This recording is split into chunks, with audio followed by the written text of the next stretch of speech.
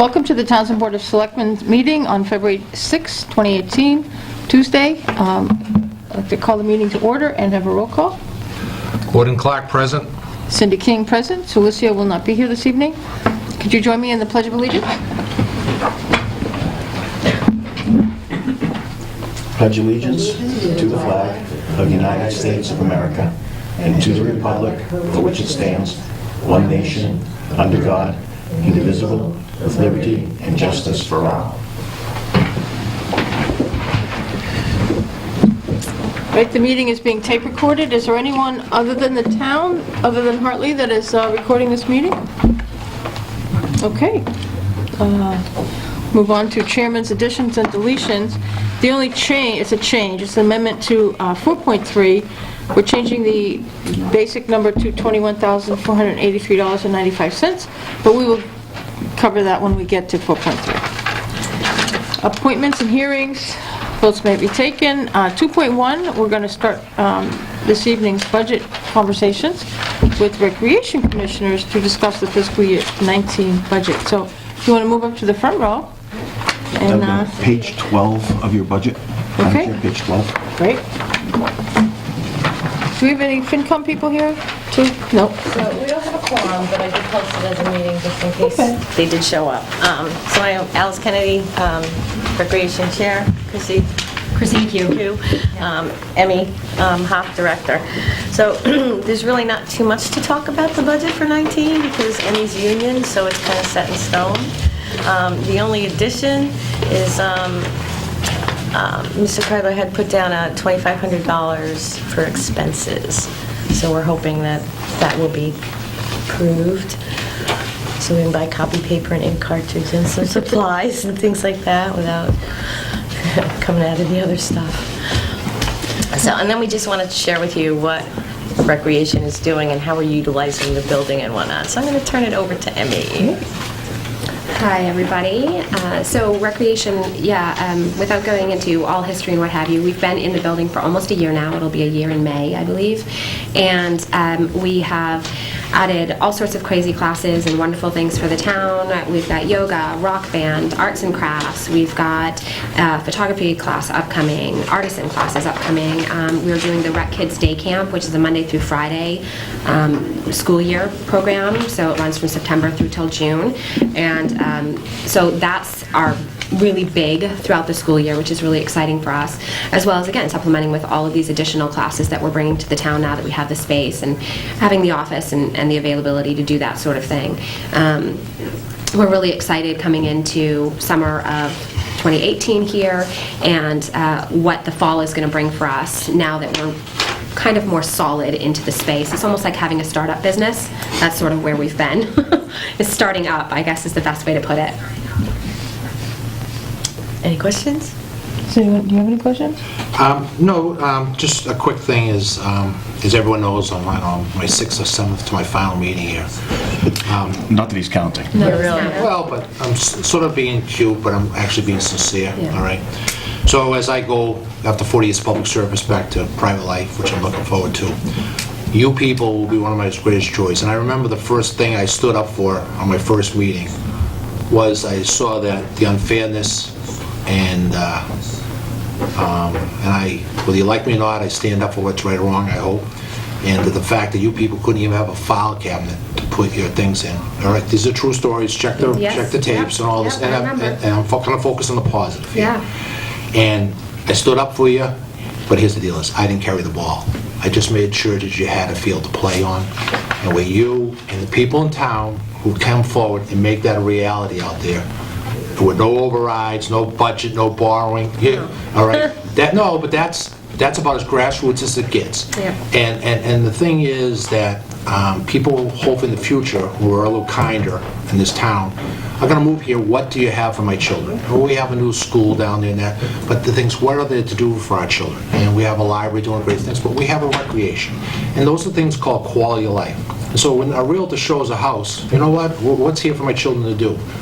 You people and I throw compliments around like sewer covers. I can't praise you, your board, and all the town people who on their own time, own money, have a building that's something to be proud of. So I humbly tell you, you're one of the proudest things that I remotely had a chance to be part of. All right, so thank you for allowing me to help you a little bit. But the praise should go to all the people out there who acted like Townsenites from when I first moved here 30 years ago, and they did something great. So were they going for yoga? Maybe I could use it. I'm getting old here.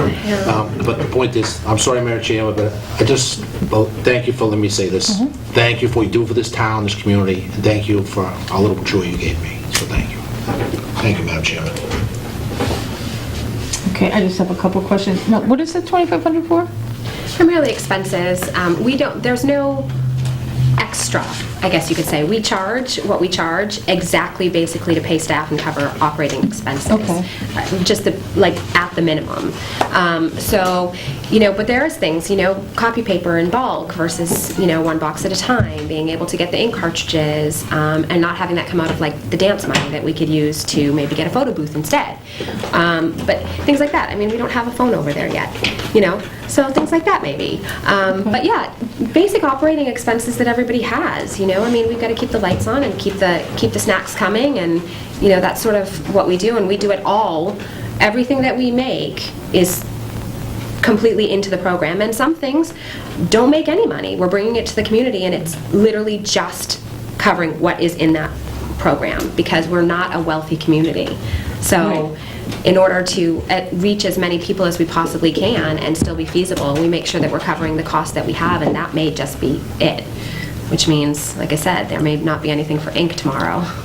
I don't expect that to be the case. We're doing, we're adding a lot of things, but, it'd be nice to have a little bit from the town to cover some of those overages, or maybe take a loss at a class so that we can make something more affordable if we get an outside instructor. Say that's, we'd have to make the cost exorbitant to have minimum members.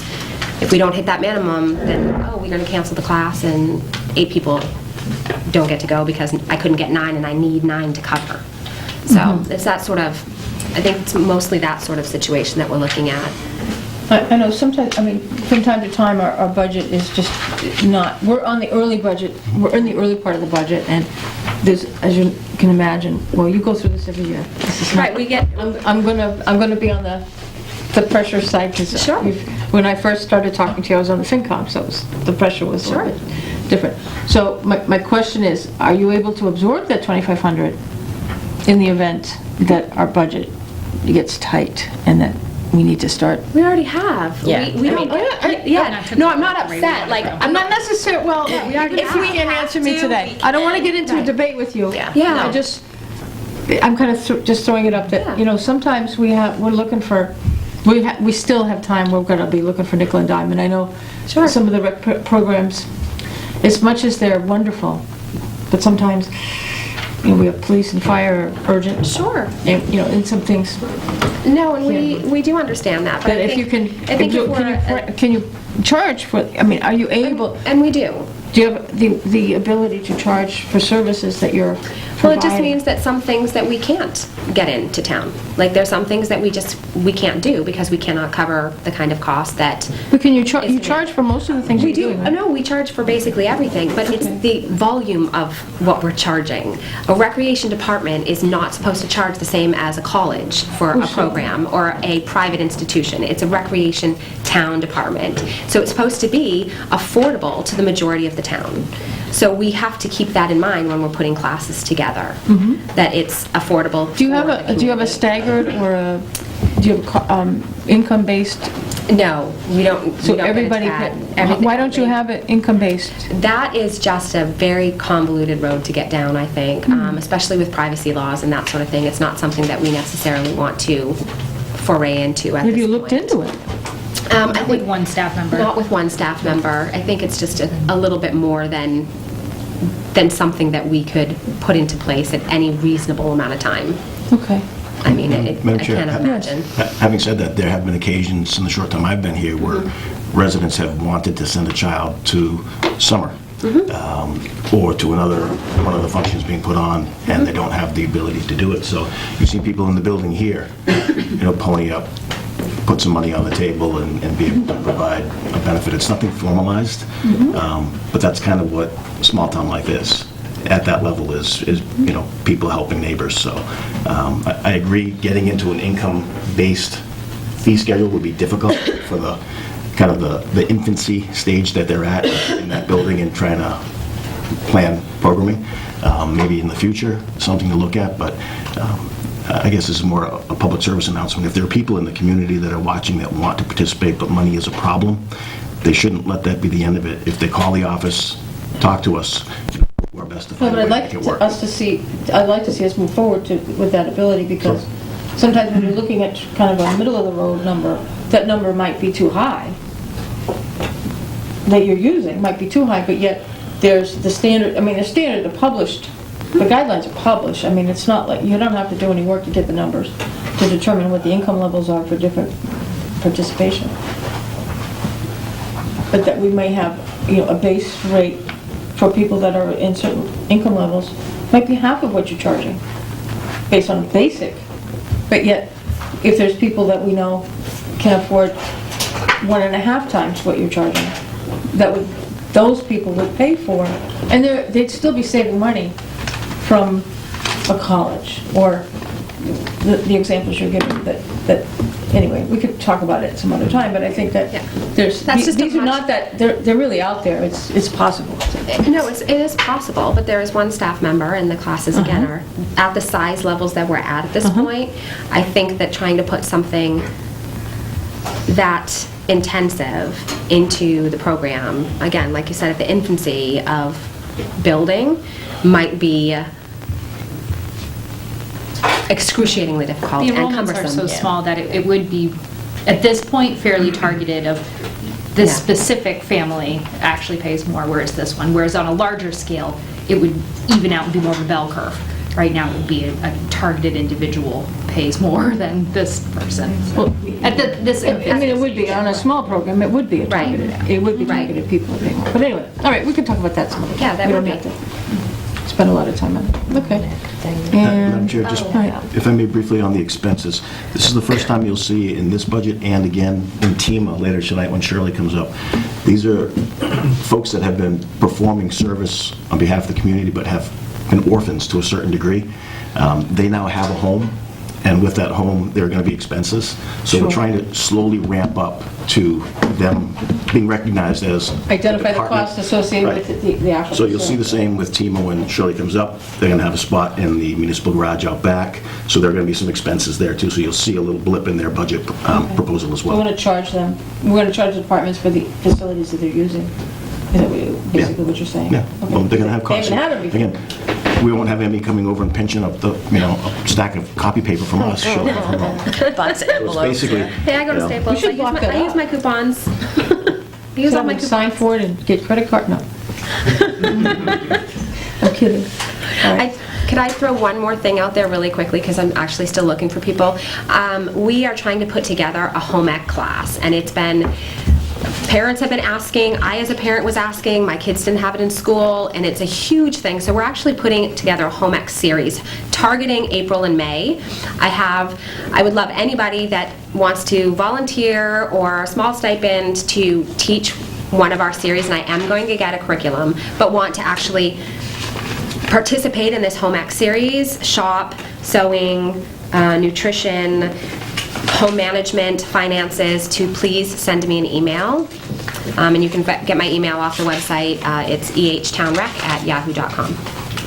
That would be fantastic. I'd love to put it together, and just, like I said, people have been asking for years. And now that we have a building, I don't have to worry about it getting canceled for a volleyball game or something, music classes. I guess we can set it up. So thank you. All right. Thanks. Thanks, folks. Have a great night. Excuse me, unfortunately, we've lost our audio going out over Channel 9. I apologize, I'm trying to get it fixed. Okay. Do you need Is us it to something that'll take, just take a minute? Do you want us to break? No, everything's connected, everything's turned on. I'm trying to get outside help. I'm sorry. Oh, okay, so you want us to continue? So just continue without an audio. Are we taping? I will be. All right. Oh, the audio went out? No, this is the most important presentation. Well, let me put it this way. Most of us have smartphones. It's a presentation that we want. Do you want to tape it on an iPhone? To be able to put it, I mean, if you have one. Oh, I I'm don't know. still, I'm taping on the camcorder here, and that is, I am getting audio. So on the YouTube camcorder. will have the Yeah, we'll audio. have the sound. We're just It's not live. going out. Right. We're just not live. Okay, Right. so on the Thank you, YouTube Harlan. version. Okay, that's what I just wanted to make sure we What page captured we going it. to, Mr. Crowley? So for you, even if we don't have it on Channel Assessors 9. you'll find on page 1. Thank you.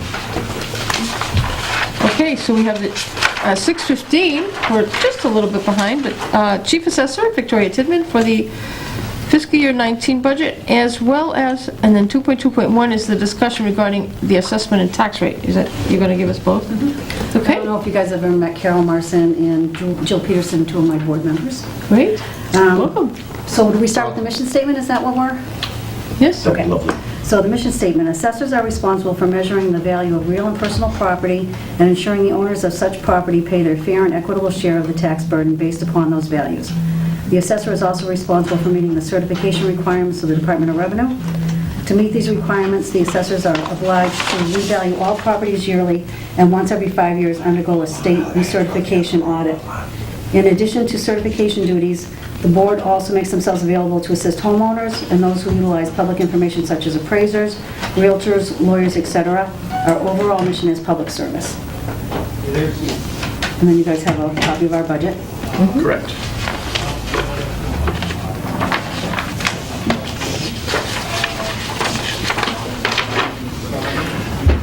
Madam Chair, Yes. just a couple of comments on the assessor's budget. You'll note in the note column to the far right, you'll see that for the principal assessor position that it notates a 2% COLA and further notates that at maximum step. Some of the other budgets you'll see with union positions in the supervisors group that have steps still available, it will say COLA plus step. So I just wanted to draw that to your attention.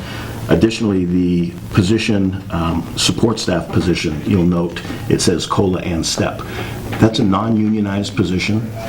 There's nothing that contractually guarantees that staff person that raise, but as a matter of equity, we've tried to plug everybody in at their matrix spot. So a 2% COLA, adjusting the entire matrix, and then a step if they've got one.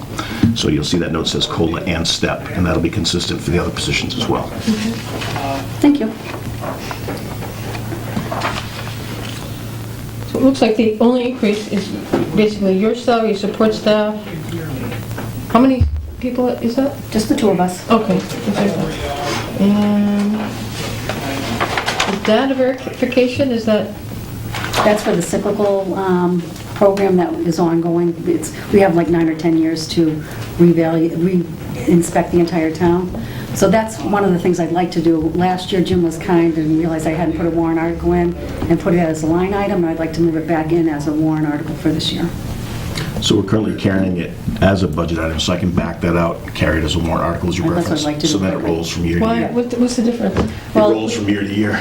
Yeah. Shouldn't spend it all. If you have a time when the weather's really bad, or for whatever reason the office is really busy and we can't get a lot of cyclicals done, at the end of this year, we'd lose whatever's there. But with a warrant article, we can roll it over and so Oh, it'll okay, build that up. makes sense, Yeah. okay. But we do it every year, Yeah. okay. But that, the basic is to say, coming back to a budget. I mean, coming back, Instead of it being, Jim added in as a line item because I didn't get a warrant article in time last year. Oh, This I year, we'd see. like to move it back to a warrant oh, article. okay, that Yeah. makes sense. Now I Same amount of money, Now I just a get it. different spot. Okay. Yeah. All right, the other stuff is professional services.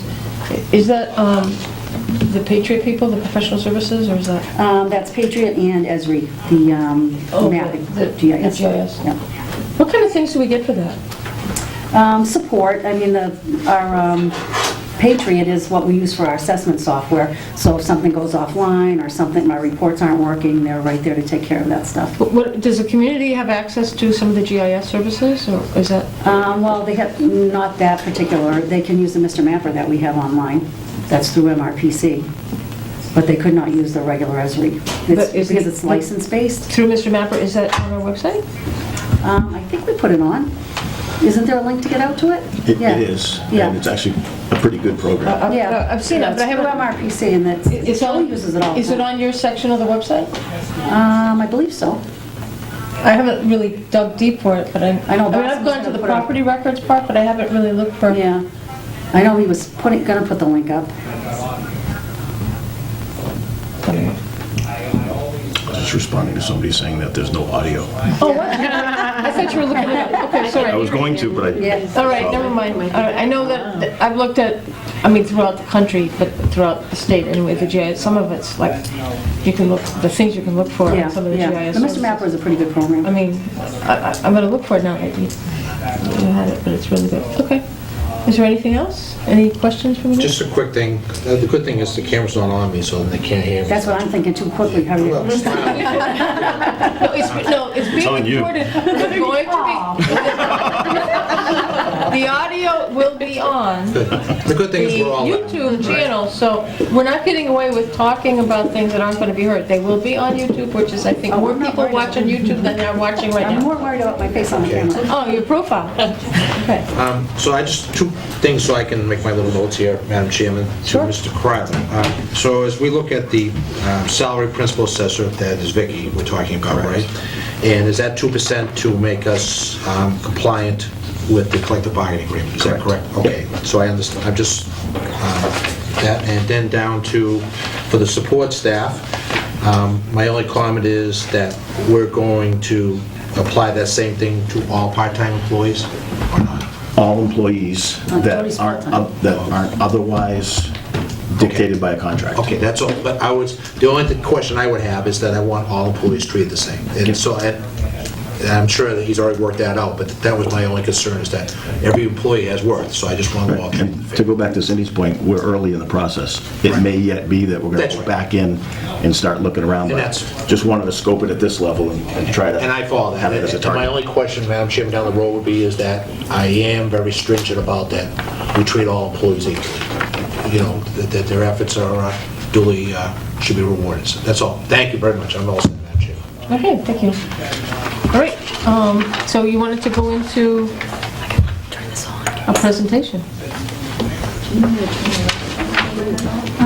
know what? Do we dare to move the camera up on this presentation? Because no one's going to see it. I can just, come down.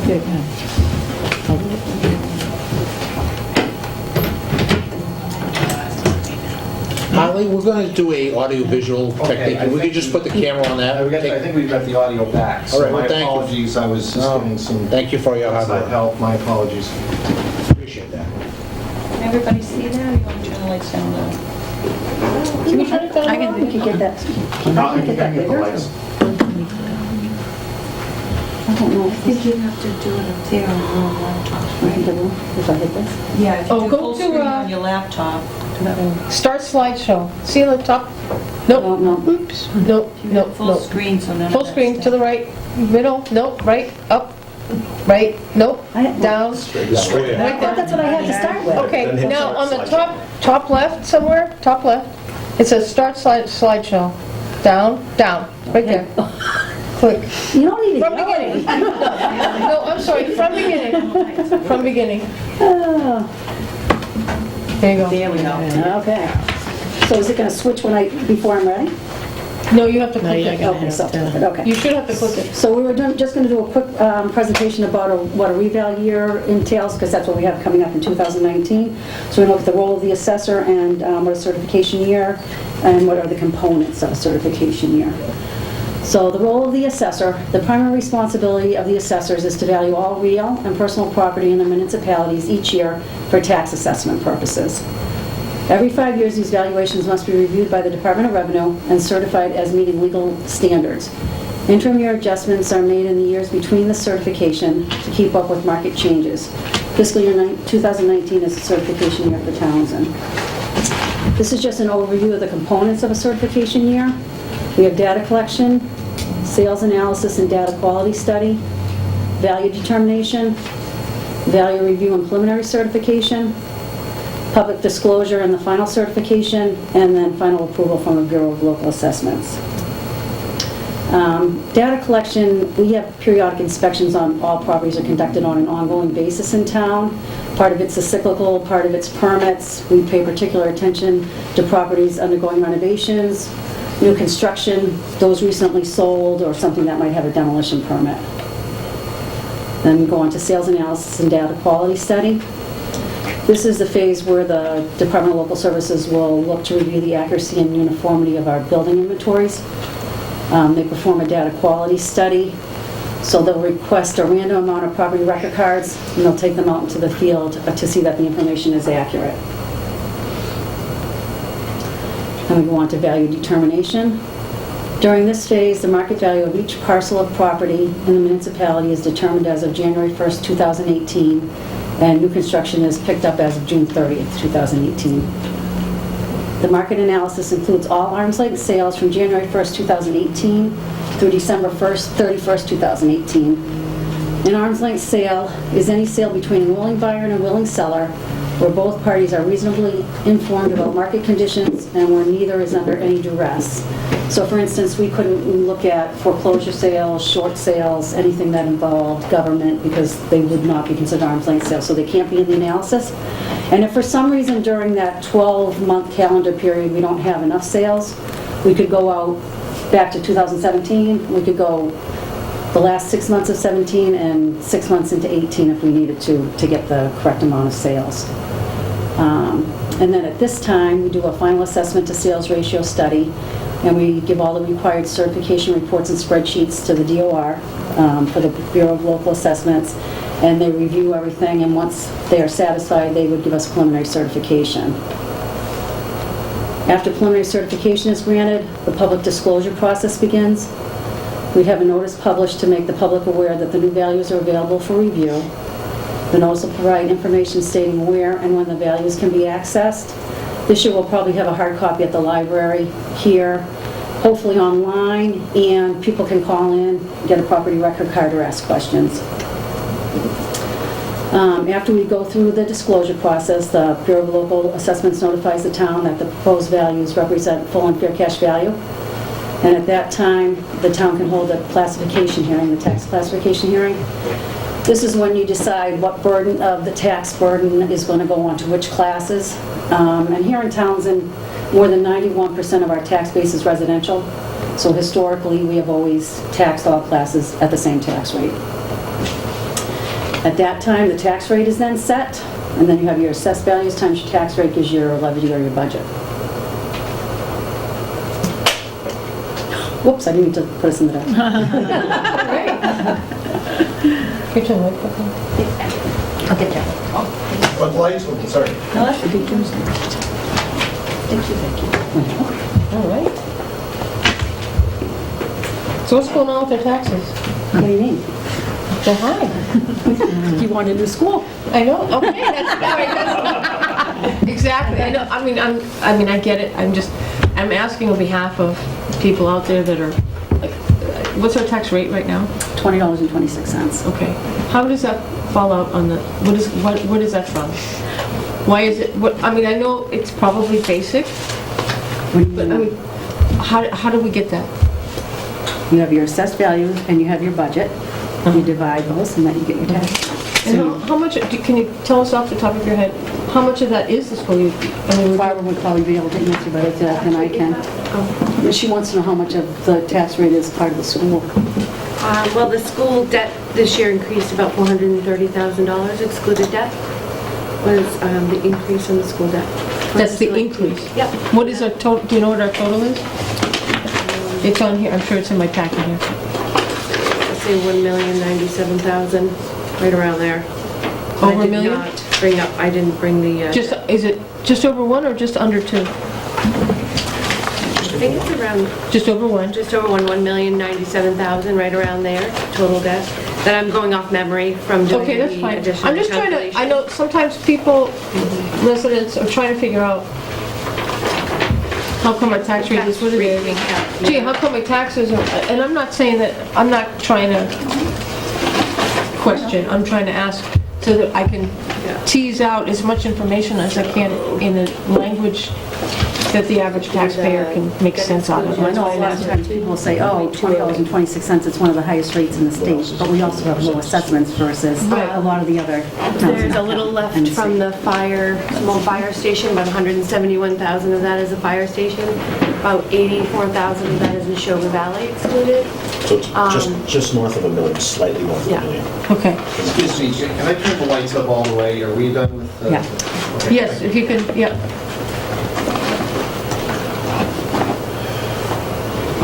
It's probably this spreading one, No, that's up all the way.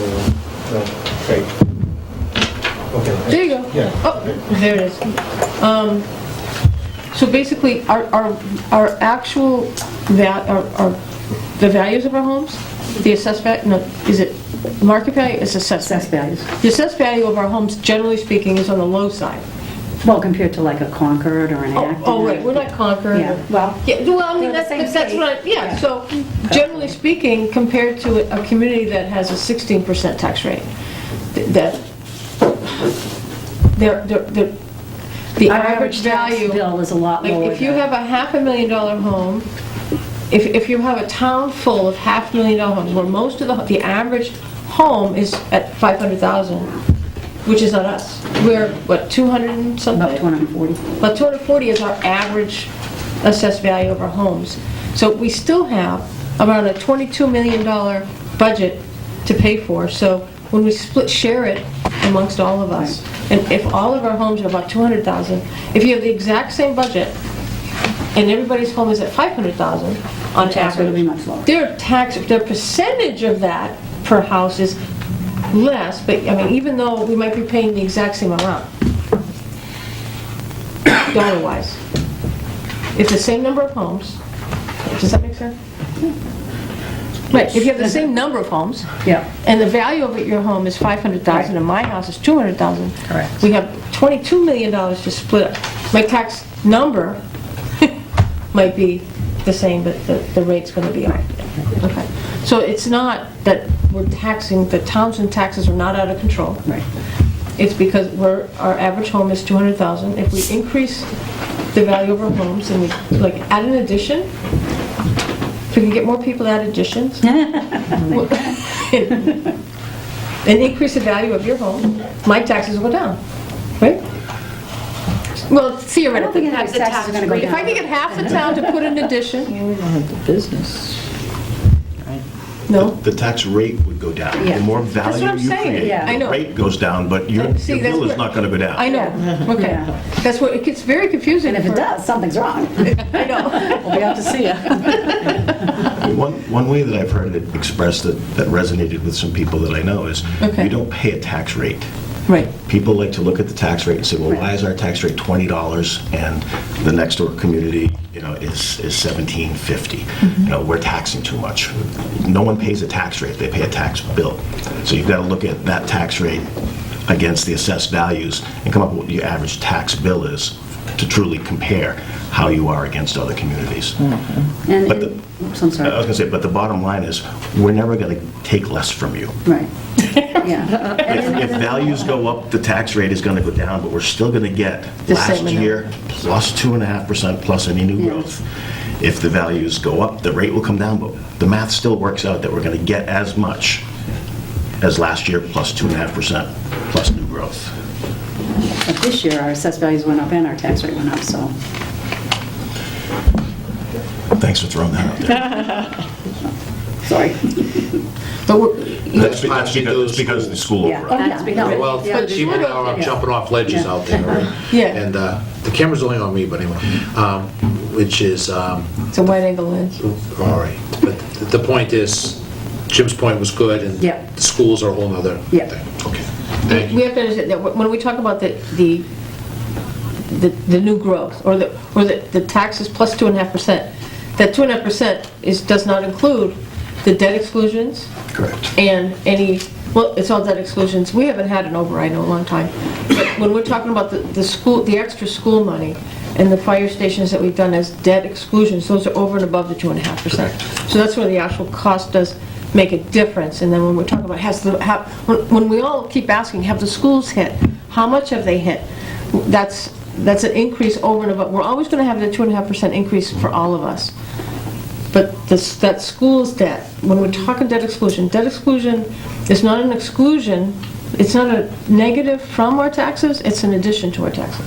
So it's added.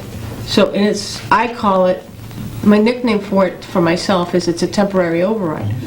It's technically, you're not going to find that in an accounting manual, but it's a temporary increase. It's over and above the restrictions that Proposition 2.5 have, that we've agreed as residents when we go to town meeting and we say we're going to have a debt exclusion on a building usually, it's over and above that 2.5%. It's going to be an increase in our taxes beyond which it would be otherwise, so. It is a tax increase that is excluded from the cap of 2.5%. Right, but it's an increase. Right. And my hunch is that sometimes confuses people that Sure. it's free money, and it's not. It's like the school will pay the next 20, how long is that, 20? 20 years, I believe. So for 20 years, we're They going to their have that. bond, and they haven't settled their final bond last I asked, so I haven't got the final numbers. But for fiscal 18, what was added on was a 20-year bond. Right. Yeah. Yeah. So it's going to be well, we're going to be paying for that, so we're all working. When we're crunching numbers and we're really trying to be frugal with our town budget. We're limited on how much, we can't just add things. Right. We're within a cap for day-to-day budget expenses. We have to stay within a 2.5% increase. Even if we have salaries that go up 4%, our total budget can only go up 2.5%. So anyways, I'm sorry to stay on that, but I know some people get confused. Thank you.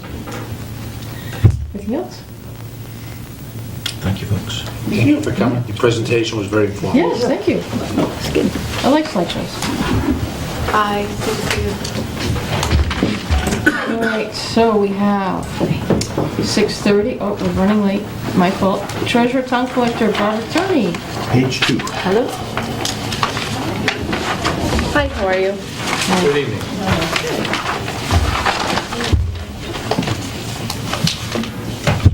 So I'll start by reading the mission statement. Please. The mission statement for the Treasurer Collector's Office is to uphold the legal requirements mandated by Massachusetts general law and the town's bylaws while providing the highest level of service possible to Townsend residents.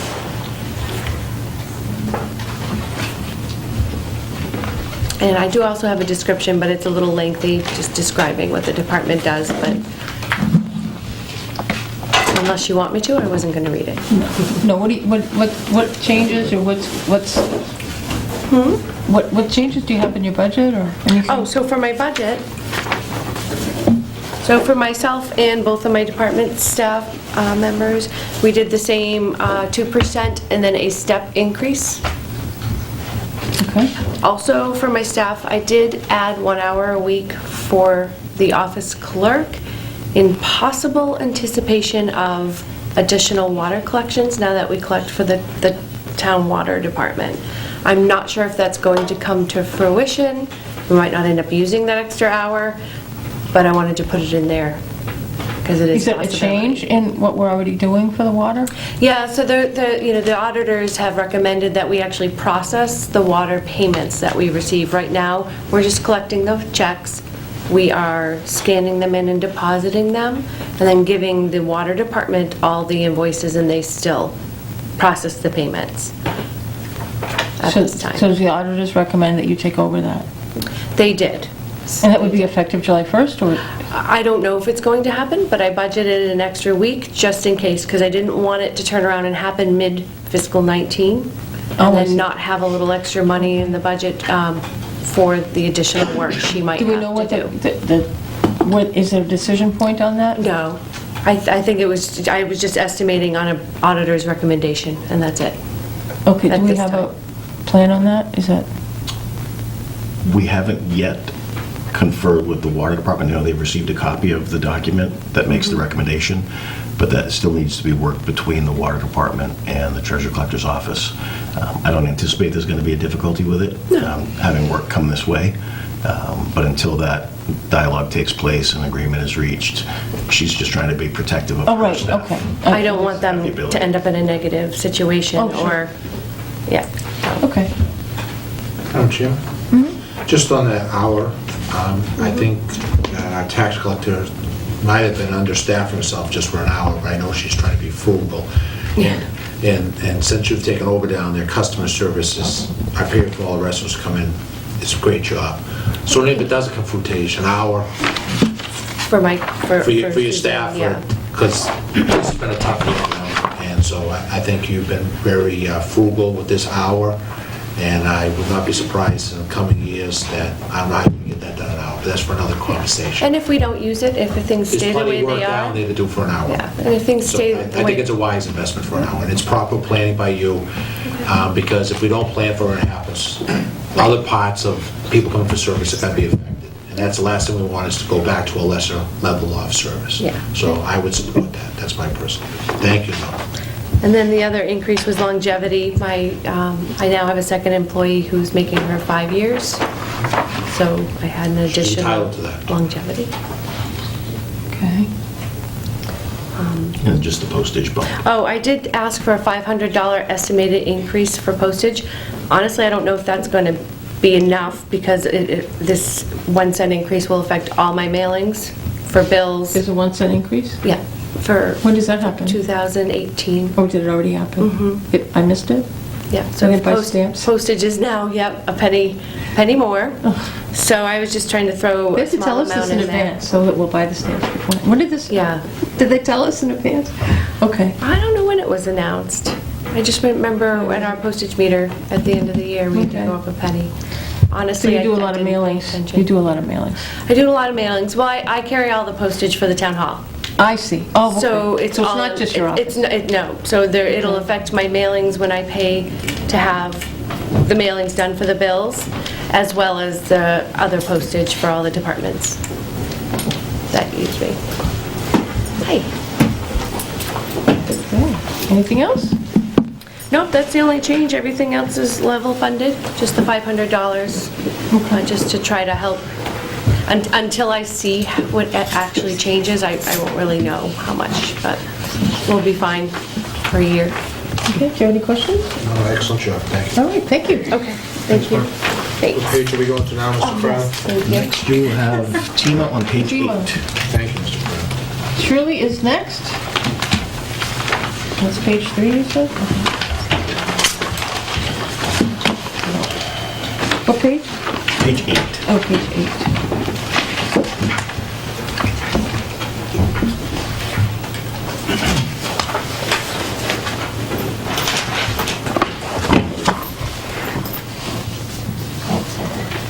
Our mission statement is pretty concise. Basically, it's plan, prepare, preserve, and protect the town. And that's what we try to do, and our budget will reflect that this year, because we're growing into where we need to be. And so our budget is going to look a little different this year than it has in the past. It's been pretty pathetic in the past. Across the towns, we're pretty much on the bottom. You're on the what? I'm On sorry. the bottom. Oh, okay. This won't take us a whole lot further up, but it will take us a little bit up and answer some of the needs that we are incurring now. So what's changed? What's changed? We added, well, the personal stipend for myself is started in 6 months. Last, this fiscal year was the first year. Yeah, so that's still pretty new. We also added other travel and training on the bottom, and communications. Communications is a mobile phone. Most of the state communications that I get are being handled by smartphones, with programs all being done through the smartphones. So it became imperative that I have a smartphone. So that has been put in. The travel and training, we are getting opportunities where we can train our people so that we can do the pet shelter and other sheltering duties that are required by our missions. And I was quite surprised but pleased to realize that we had a pet first aid class offered to us for $50 a person instead of $120. And I had 9 people sign up for it. I was astounded because I hadn't expected more than 3 or 4 maybe. 9 people showed up for it.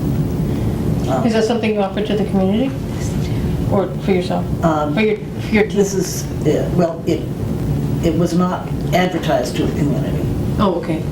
If someone had come to me and said they wanted to go, we could do that, but it would be at the $120 rate because Oh, they're I not see. part of the CM DART program, which is the Central Mass Disaster and All Response Oh, Team, okay. which is something that we are becoming a member of. We're doing it backwards, but that's okay. Okay. We are having the training for that in April. And that, we've got at least 9 signed up for, we may have more. That'll be $35 a person, unless we may get a break on that. And that's part of, what's the 35 for? That's for the tuition for the class for the basic animal sheltering. Oh, I see, okay. And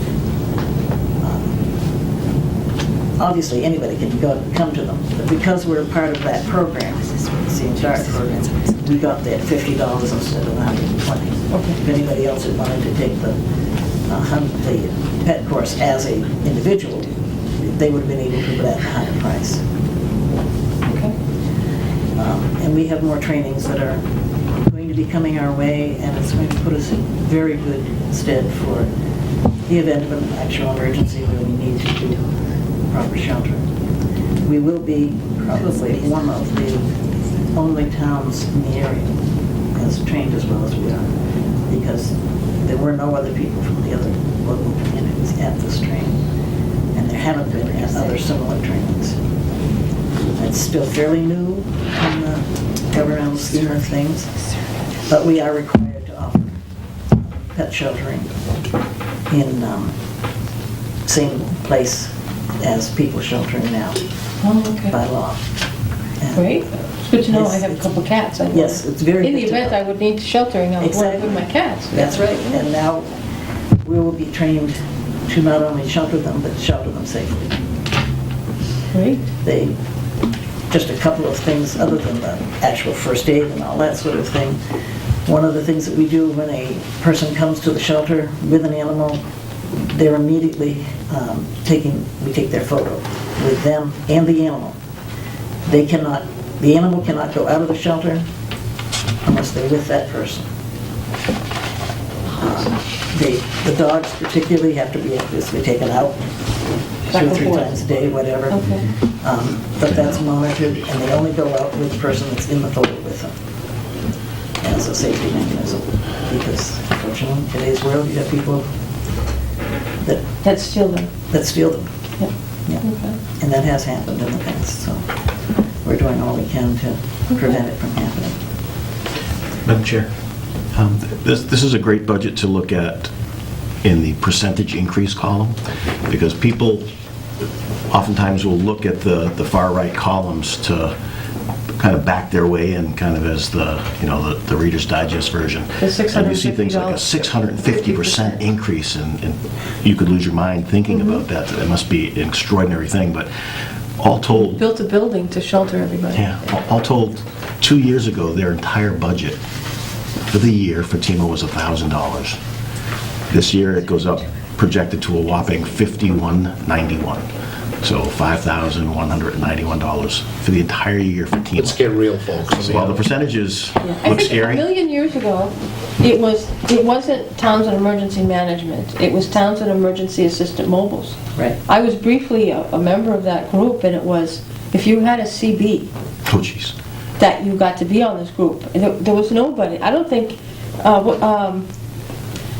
Yeah, What's his, I can't, but, Bill, I don't think anybody was getting a stipend. Oh, no. I think TEMA, the original Townsend Emergency Assistant Mobiles, was completely self-sufficient. I think it was a group of private citizens that got together and volunteered to be the communication. They weren't providing shelters or first aid or anything like that. It was just, we were gonna be, because well, nobody had a cell phone, and there were pay phones and landlines and the CB. Yeah, Bill got out at a good time. Yeah, I mean, it was, yeah. But I mean, that was an important thing, but to say that, oh, you're getting a stipend now, I mean, this is very different. But I know that in order to provide an emergency management agency within a community is very important. The more disasters, and with global warming, and there's more and more things, there's more hurricanes, more bad storms and flooding, and there's things that we need some of this. And I keep one of my mantras is the aging population, that our population is going to be nearly half, is going to be over 60 very shortly. So we need assistance. We're cognizant of that, and one of the things on the emergency management budget request for 17 through the state is 9 cots that they're called bariatric cots, they're for larger people. Sure. But we need them for our little old ladies who won't sit on the regular cots.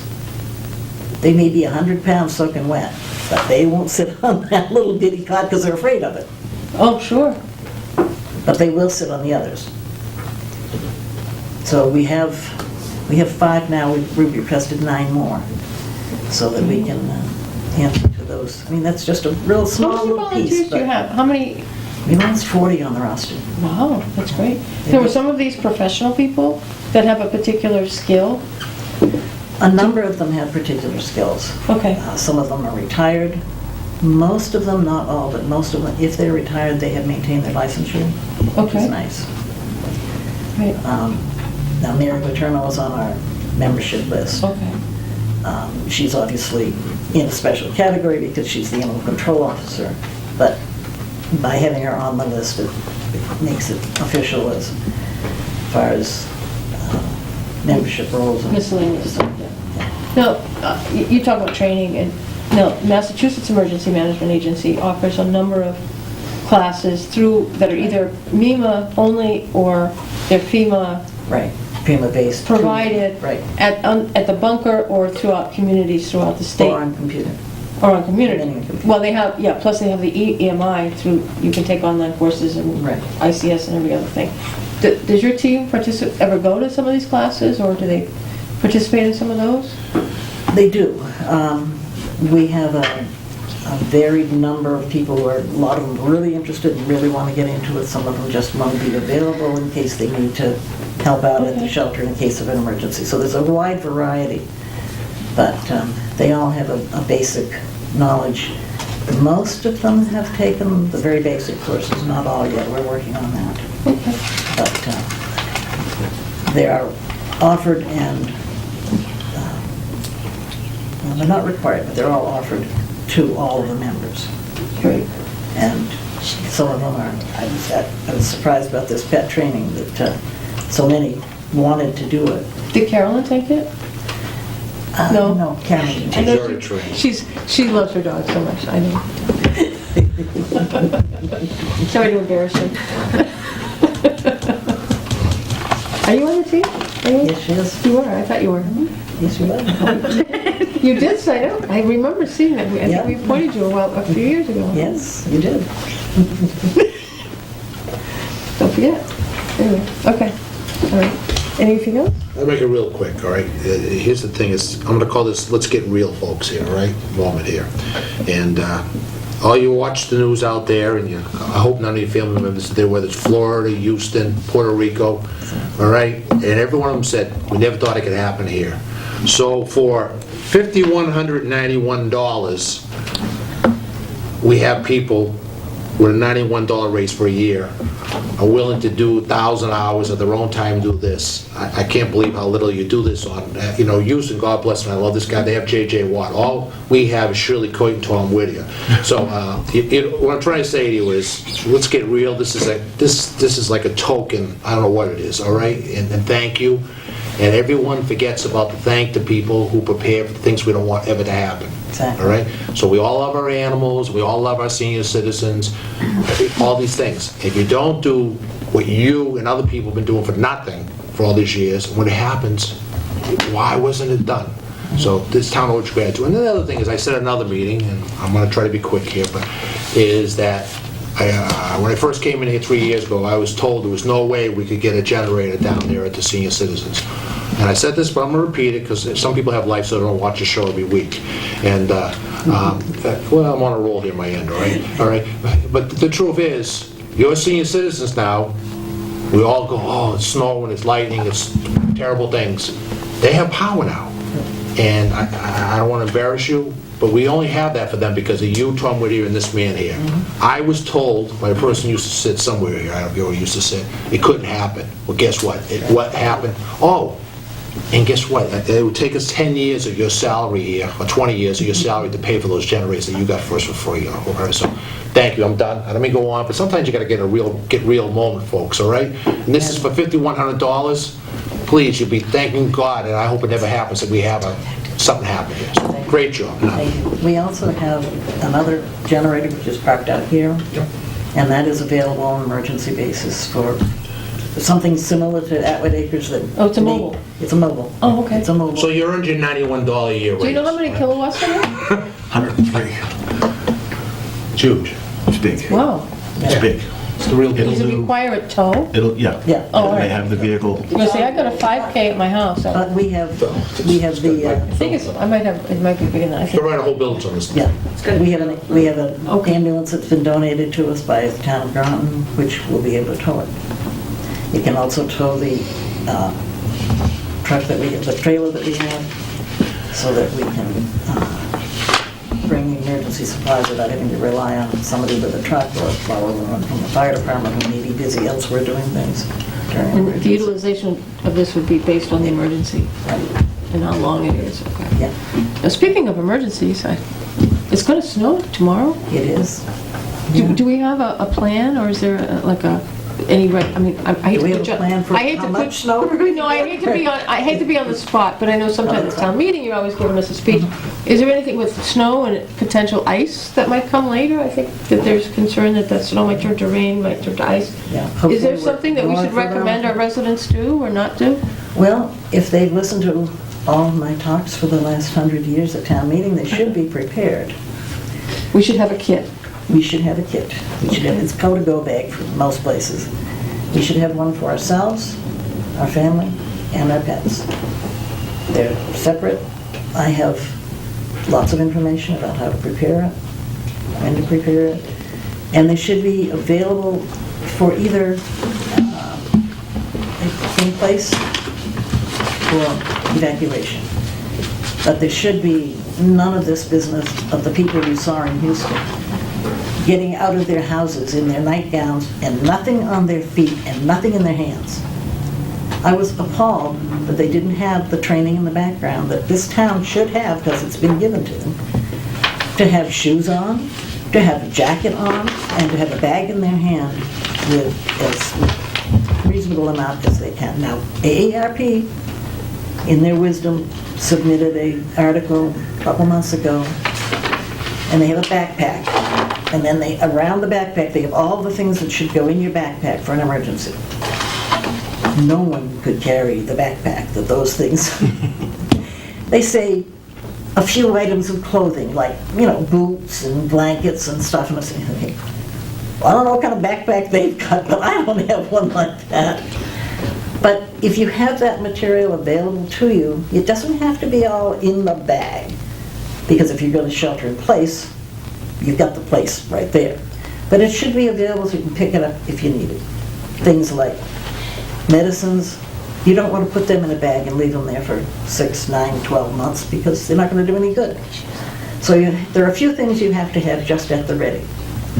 But for the most part, you should have something you can pick up and just go with. And it might be just peanut butter and crackers, but that'll get you through. As long as you remember to bring your toilet paper. You can live a long time on peanut butter. You can. And peanut butter lasts. Yes, it does. In It the doesn't cupboard. need to be refrigerated. Right? But don't forget the toilet paper, that's also a very essential thing, people forget it, but you go into a building like Hawthorne Brook, you think, oh, lots of toilet paper. But not after you have a large number of people using the toilet paper that's there, that's only been budgeted for the school. So if you bring your own, it's a good idea, that's my mantra. Great, thank you very much. Thanks, Shirley. Thank you. Anything else? Nope. Good? All right, thank you so much for coming. Okay. Okay, we have, well, next on the agenda is Richard Hanks. Yeah, I don't see Rich, so we He's open for business down there. we do have our Oh, library maybe, folks, so we okay, can well, Go to the since they're library. here. transition to library. Library can go next, and then if Rich comes back, we can... Thank you. Page 11. You want us to move up? Yes, please. Yes, you can. Page 11.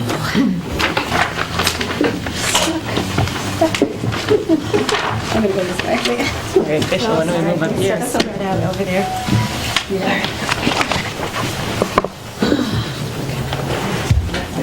Okay. All right. Start with the mission statement? Yes, please. Okay. What is your role in the community? Its mission is Townsend Public Library to provide the public with access to quality collections, technology, and programs for information, lifelong learning, literature, and entertainment. I just see the whole department description. Do you want the department description, the whole paragraph there? Because is it long or?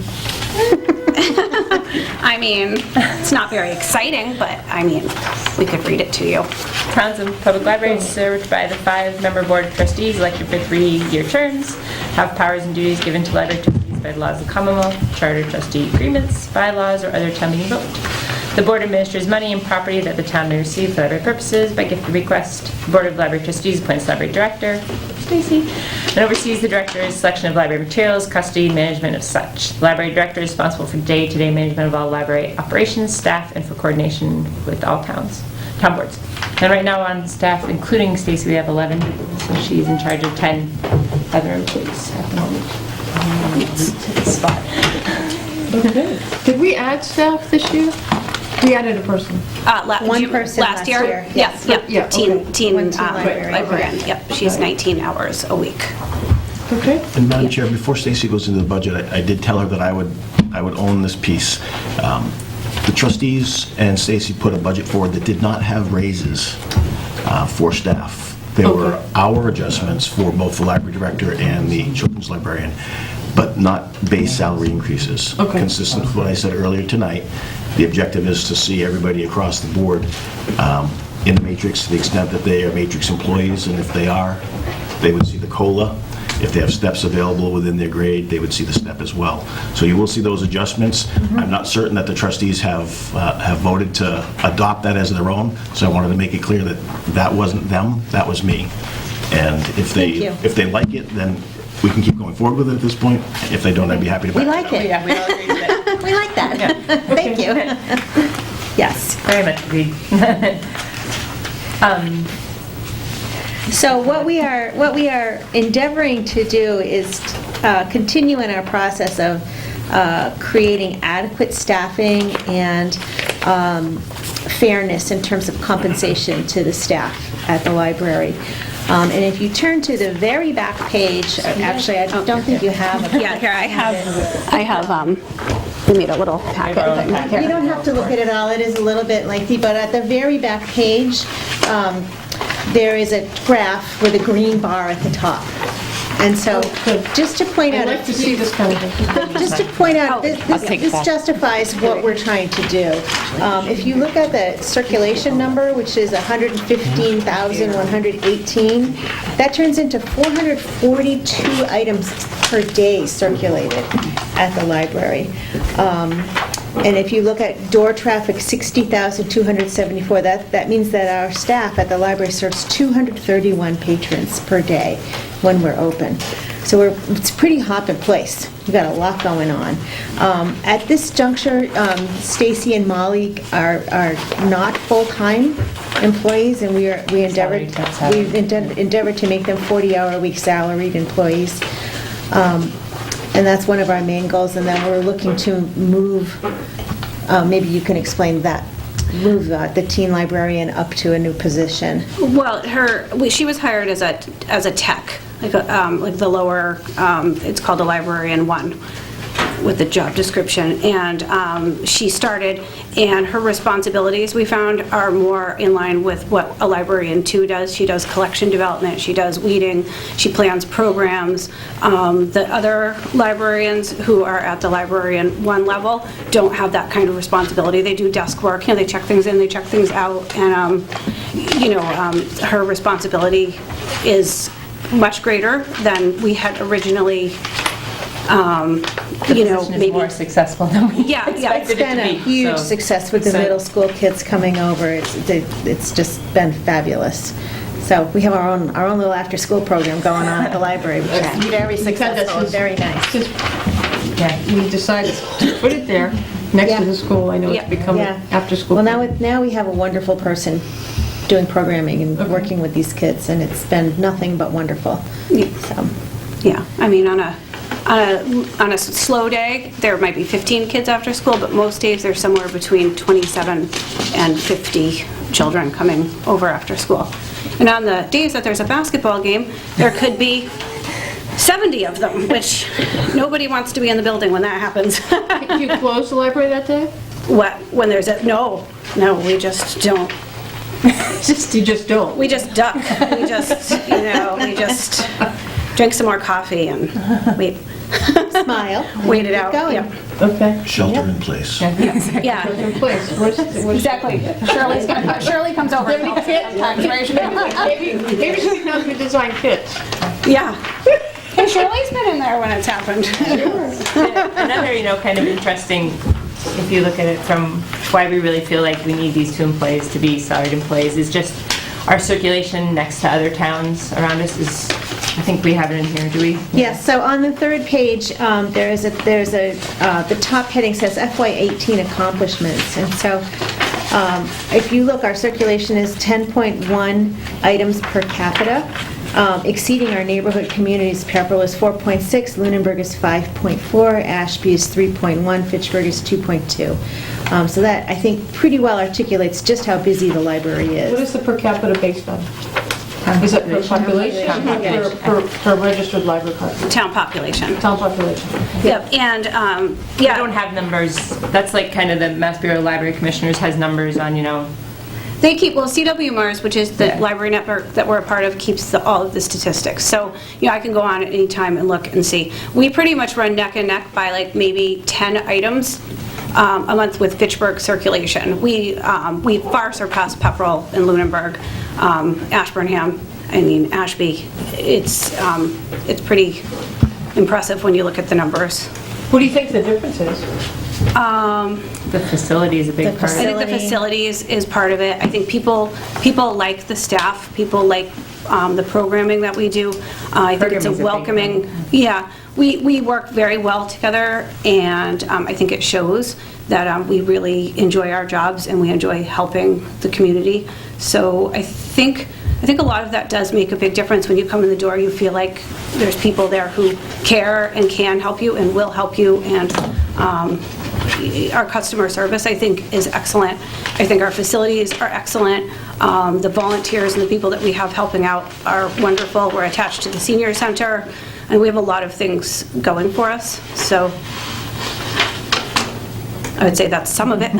Okay. Definitely, I would say. I think another big aspect of it, and this is kind of in some of it, you can look through this data, is our programming. It's just the number of programs we offer for children. Like some of these, I've seen them, and I was even like, over 1,200 kids attend summer programs in the month of July. But it's, huge. And then, around the holidays, we have so many holidays activities. 963 adults attended holiday, activities for programs. And in a small town like ours, the way I've even realized more as I've been involved more, is you look at it and there's, 100 people coming to an event. It's a community center in some ways. It really is, and the people come there and, they're really getting involved in the programming, so. When you see that meeting hall full of people making gingerbread houses. Some of this, I know you do some really great programming, and I know that the state reimburses us, or does something.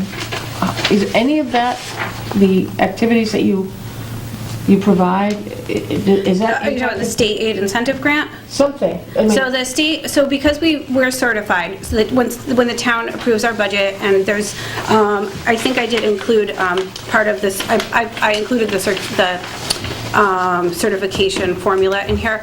The town has been great. We have been certified every year. That keeps us part of the library network, CWMRs with the interlibrary loan.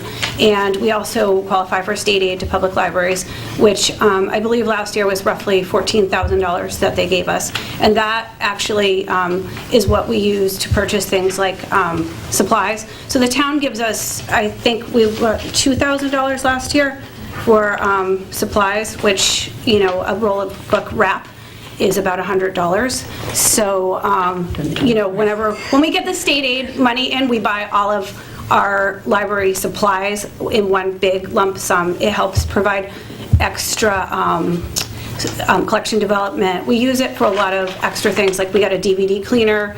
That thing was, I think it was almost $2,000. So the DVD cleaner itself, because that saves the life of the DVDs, you can keep repairing them. So things like that, we use it to get extra things that the town isn't paying for necessarily, or printers. I've used it to buy printers a couple of times. There's a whole variety of things. It's kind of like a safety net, so we don't have to keep coming back and asking the town, oh gee, we need this or that. So it's kind of nice to have that. The program is really largely funded by the endowment and by the Friends. The Friends of the Library.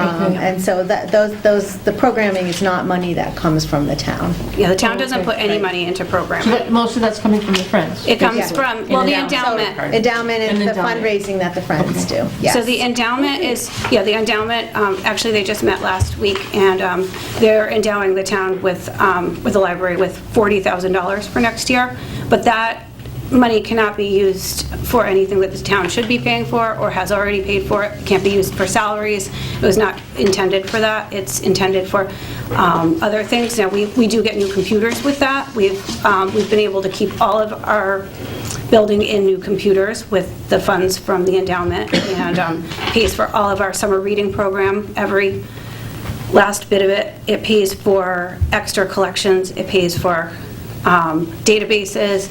It pays for furniture, so, you know, we're not coming back and saying, oh, look, we need another DVD case.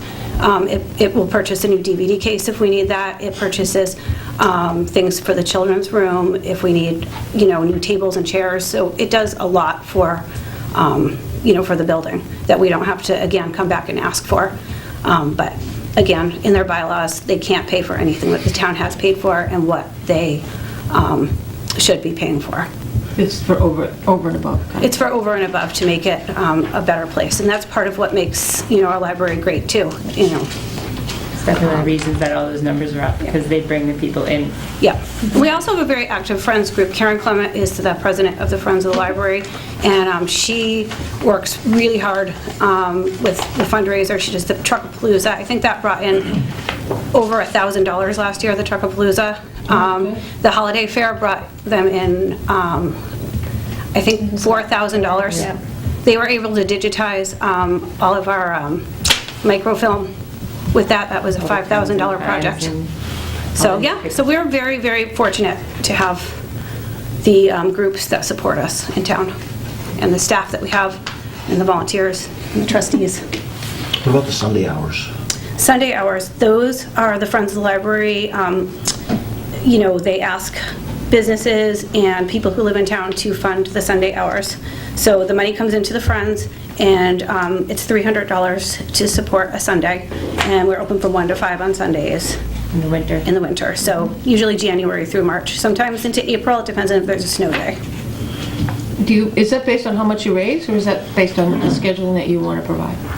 Like, would it go 300. Well, we longer? have a goal to be open 12 Sundays a year. Right. And we raise funds for that to support that. Or the Friends do, Or yeah. the Friends do. Yeah. We don't do it, we're not allowed, Right, but the okay. Friends do that Yeah. for But us. do you limit that to a certain number of Sundays? I mean, you have a goal. Well, occasionally, we've gotten donations in excess of that number, in excess of the 12 Sundays, and we've been able to have more. I think last year we had Yeah, we went, 14 or yeah, I think something. one year we had 14, a couple of years we had 12. Yeah, it just depends on, You know, we hope that we can do 12, and, you know, sometimes people can do show up more. with money and say, we want to support a Sunday, and we get another one, so. But it's, you if know. someone, if a business or an individual's looking to do that, it's 300. Yes. For what, it funds everything that you need to be open yes, for that one yep, day. yep, Yes. yep. And they, And you're currently, or the Friends are currently, yep, they usually start looking for people to donate in the end of August and throughout the fall, so that we know, we want to start advertising in December that we'll What be your open. schedule- oh, your schedule. Yeah, yeah, so right now we're open until the last Sunday in March. So this next Sunday, we have the Cupcake Festival, which is a fun event. that sounds good. And- It sounds, Yeah. it sounds delicious. Yeah, yeah. So that's sponsored by the Friends of the Library too, so it's pretty great. So we have extra programming and things like that. We have a Chinese acrobat coming in a couple of weeks, and we have Indian cooking, and we have a Korean dinner. People from New York, they come down and they do a free Korean dinner and a wedding reenactment. So that's on March 25th. Yep. Worth coming to. Yeah. It's Yeah. really cool. So there's a lot of cultural, that's the other thing I wanted to say, there's a lot of cultural things that you can experience at the library, and we live pretty far from, you know, larger cities. I mean, you can go into Boston and you can go into Worcester, but we do bring a lot of culture in. Are you entering the contest? You're entering the cupcake? Bananas Foster cupcake. Well, I expect there to be a dozen Bananas Foster on Sunday now. Get cooking tonight. So, any other questions? All right, Courtney, do you have any questions? Just some clarification, so first of all, I want to compliment you. This is probably the most in-depth telling your story and what your interests are, so I compliment you on that. I like that. Just for my own thing, Mr. Crosby, you have the answers. This is not, we'll go to people here, all right? The COLA and the steps, Yes. those are consistent across the board for all employees. which is- Correct. All right, so I would personally, I see that's only fair and just, okay? The next thing, just so I can understand it, is, so Stacy's things, I understand what that is, but going down to library techs, how many techs did you say you have that are compensated? Well, that's the entire library staff. But I there. just need So, to okay, know- there's 10 other people. That are compensated at some point. I'm not getting into how they're compensated, but there's 10, so out of that pool of money, 10 people get compensated. Right. Okay, that's, Right. I'm not trying to make it. Yeah, no, yeah, I was just trying to figure out if you There's were no asking trick for question that. here. Yeah, I was just trying to figure out which. But the only thing I Yeah. do, only thing I see in this part of the discussion is anyone going to go over 19 hours if it's increased to 40 there? No. All right, because I'll be quite honest with you, is that I'm balancing the books here. People understand that kicks in a thing of $28,000 for health insurance. Right, The gotcha, fourth most yeah. expensive, Yep, which yep, we're that's not, fine. I'm not trying to. Yeah. We're not Yep, looking for yep, that. we know. We're very But I'm aware not- of that. Yeah. Yeah. It's one of the reasons the teen librarian we held last year, 19. And again, I'm not, but Yeah. it's just that that's a big deal. I Yeah. mean, I'm- She's still, yeah. Yeah, and I'm not trying to take it away, but I was, the I think we're the benefits would cost more than the Your job. position And the and children's librarian. Okay. from 37 and a half to 40. So, Yeah, Right. yeah.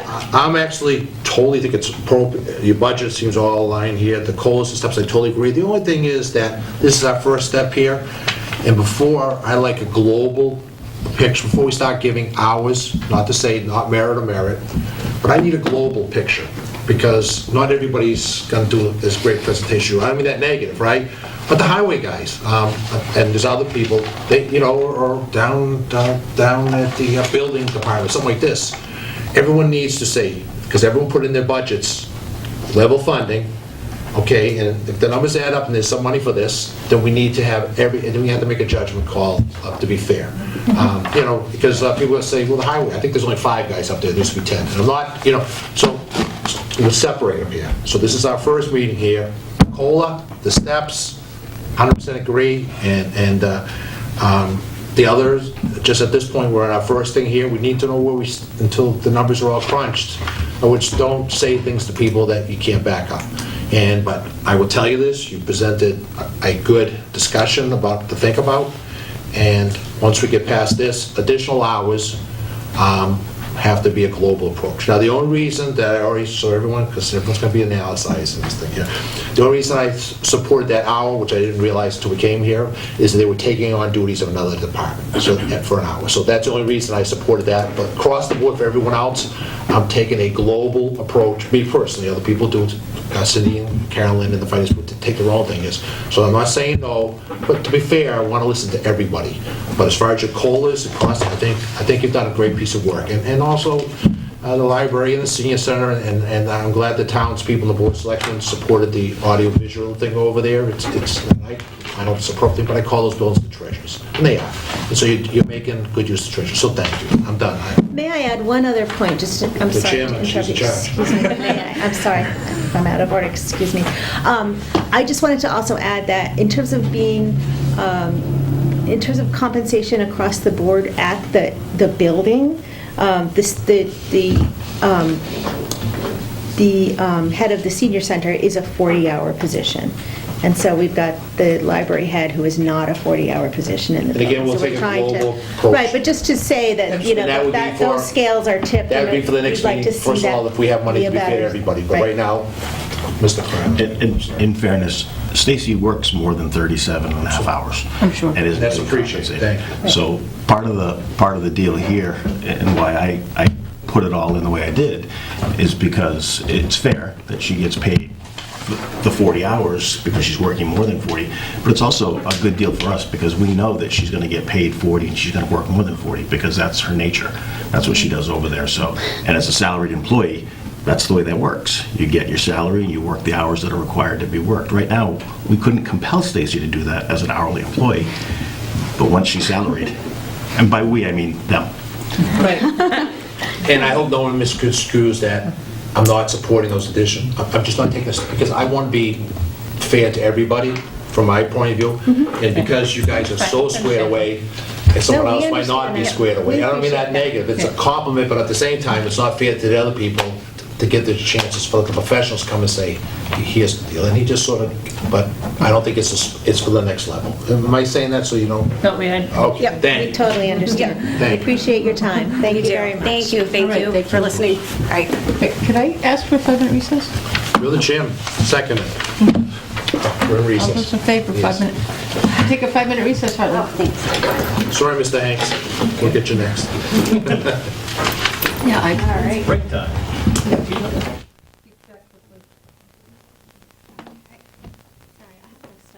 Oh, that's okay. I'm like, yeah, no, I'm as bad as you are.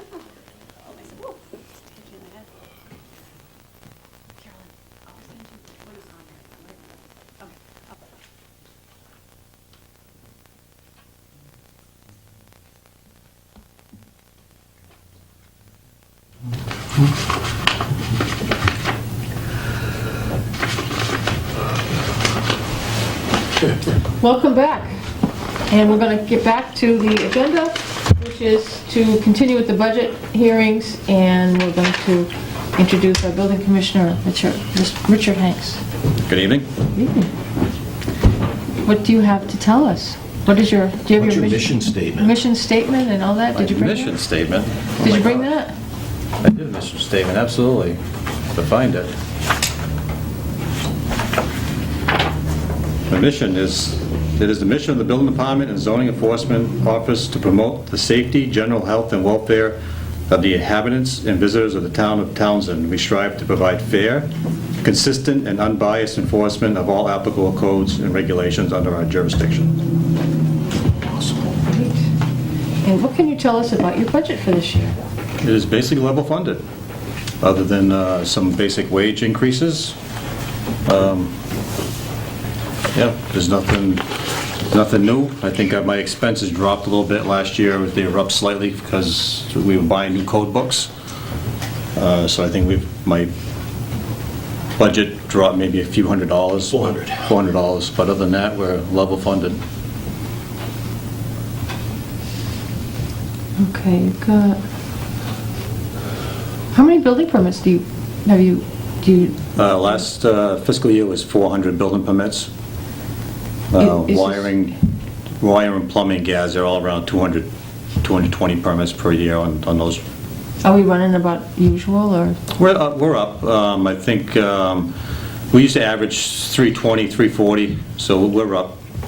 The economy's picked back up, so as far as numbers go, we're doing a lot more activity. People doing more improvements to their home, or we have a new building, or? It's just generally everything. Not much for new homes, there's not much land available. New homes were 6 to 10 per year now, so a lot of it's remodeling, siding, renovations, a few new commercial projects. Okay, good. And you have, there's is this alternate building inspector? Yeah, we carry a line on it for an alternate building inspector, Okay. so if I'm on vacation or sick, or Okay. that person would cover. And we're down, that's a 25% reduction, is? From 800 to 600. That's what you put in, at least. Oh, that could be an error. Good catch, Cindy. I don't, and I like to see reductions. So And the maybe- library had one too, but I didn't want to keep. Too late to revise my budget? It is not. It is not. Well, you had 600 one year, and then you went up to 8 for 2 years, and then you, Yeah, that might have been a carryover mistake on my behalf. So would you know offhand what you think it should be? So that you- 8. I think it should be 800. okay. So instead of 6 there, it'll say 8, right? Yes, please. I'm just I'm gonna glad make I asked. that. Good catch, Cindy. We'd be up here this time next year, we need more money. And the percentage change would be just 0 negative, right? Correct. And then we have office supplies, let's see if this is a carryover problem too. You had office supplies in last year of 1,200, then you went down to 8. You've dropped that by a third. Yeah, that's what I was saying earlier, is that Oh, that's the code books. last year we were buying new code books because Okay. And that's where you put that, all right. Right. So the prior year would have been less, but last year bumped up Okay. to compensate for that. That's fine. And Madam Chair, the additional budgets that follow, gas inspector, plumbing inspector, sealer of weights, and electrical inspector all come under Rich as well. And Right. they are flatlined, with the exception of, again, the COLA and STEP, on a relatively modest annual amount for the majority of them. Now, are they COLA, or are they stipend, or are they? Just stipend employees. They're stipend, but again, you've got people that for $150 are doing a good bit of work, and they see everybody around them getting their 2.5%. It's Okay. relatively So, insignificant it's to just us, a but just for question. consistency. It's fair. But it's just, we're just giving them a bump on their stipend? Yeah. As part of this budget? Consistent with other I know, in employees. years past, that hasn't always been the case. No, and They would I've heard about it. Yes, yeah. And for the last couple of years, we've been trying to improve the situation. Yeah, if we don't pay them enough, then... And nobody's fooled that we're paying them enough. I mean, this is public service for a lot of these folks that are doing this for that small amount of money. Right. Yeah, we're fortunate that they're dedicated, they're doing it for what they're paid. I know when I've had them into my house doing some of the permit work there. Right. I think they like giving the contractors a hard time. I can't comment on that, I don't think that's... No, I don't mean it in a negative way. I don't mean it in a negative way. I mean it like asking, they're doing their job. They're doing their job. I don't mean it, I'm sorry, I don't mean it to be negative. They're protecting your interests. I know they are, and I know, I would just remember when you were all in my house talking about the temperature of the water coming out of the spigot. It's like, I didn't even know you did that. Yep. And there's things that they check for that your average homeowner wouldn't even have a clue. Yeah, you don't even realize. What are you talking about, so. Right. And sometimes it's, the bantering sometimes is fun to watch, anyway. But it's a good job that they do, and I'm grateful for it myself, but anyway.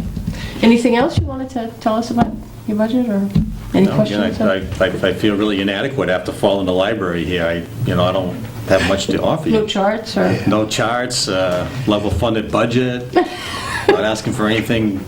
Well, I'll say this, of all the ones I looked at quickly here, you're the one who truly got the message about that we have some financial tightness here, and you have the most flat budget of anybody in the town, and everyone in town knows they get serviced by you, and our school down there, I know for a fact that you helped them down there, saving the taxpayers of all three towns by your expertise and change orders and all that. I mean, I'm talking about millions of dollars, this man here, just being there on the job.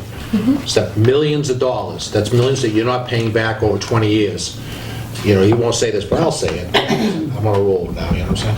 But the point is that if you take millions of dollars that he helped with other people, mostly him, with affecting change orders before we even started down there, over 20 years, that couple of $1 million or $4 million turns into a lot more of that with interest. So thank you for that. And you have those flat line. And just to make it clear here is that your only increases are what is legally we're obligated to because of collective bargaining.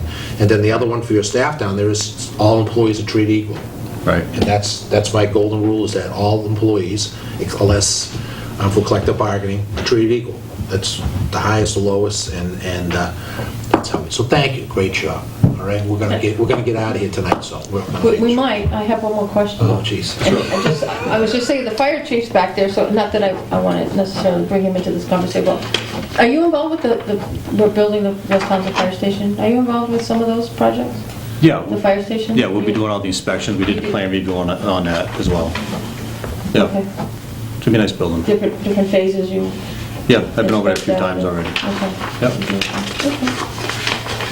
Thank you, Mr. Hanks. Thank you. You're welcome. Good evening. Coming up. Rich. What page we going to now? The next thing we have is 3.1.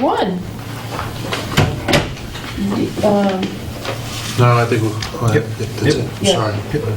3.1, approve the hiring of Steve Forden as a substitute van driver for the Council on Aging. Madam Chairman, I make a motion that we approve the hiring of Stephen A. Boudon as a substitute van driver for the Council on Aging, contingent upon passing the pre-placement medical exam and query check.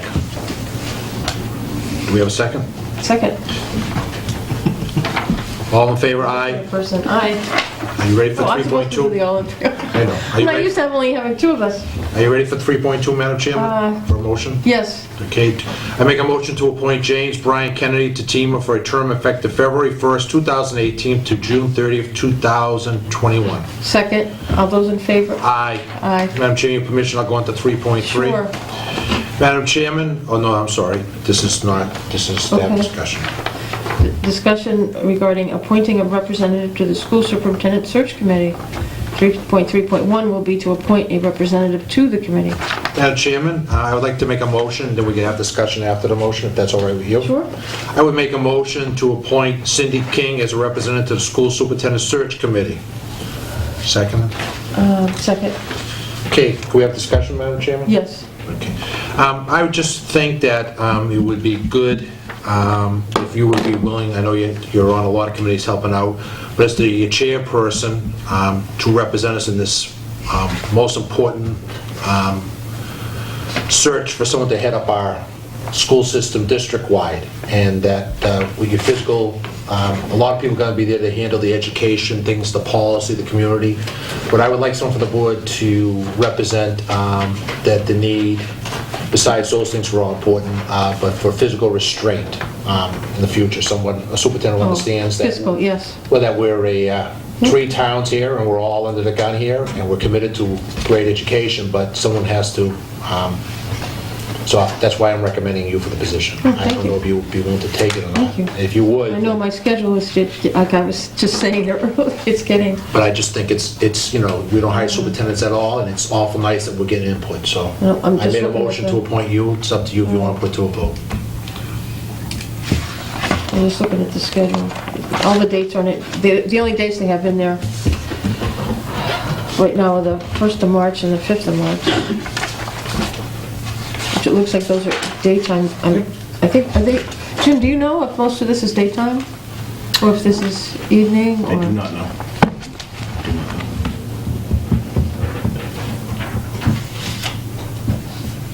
Looks like they want to have the superintendent selected by April, or by the end of April. So I think it would be a pretty fast process. Yeah. They certainly have a plan here. Looks very professional. Yes. All right, I'll do it. Okay, so we need a vote, Madam Chairman.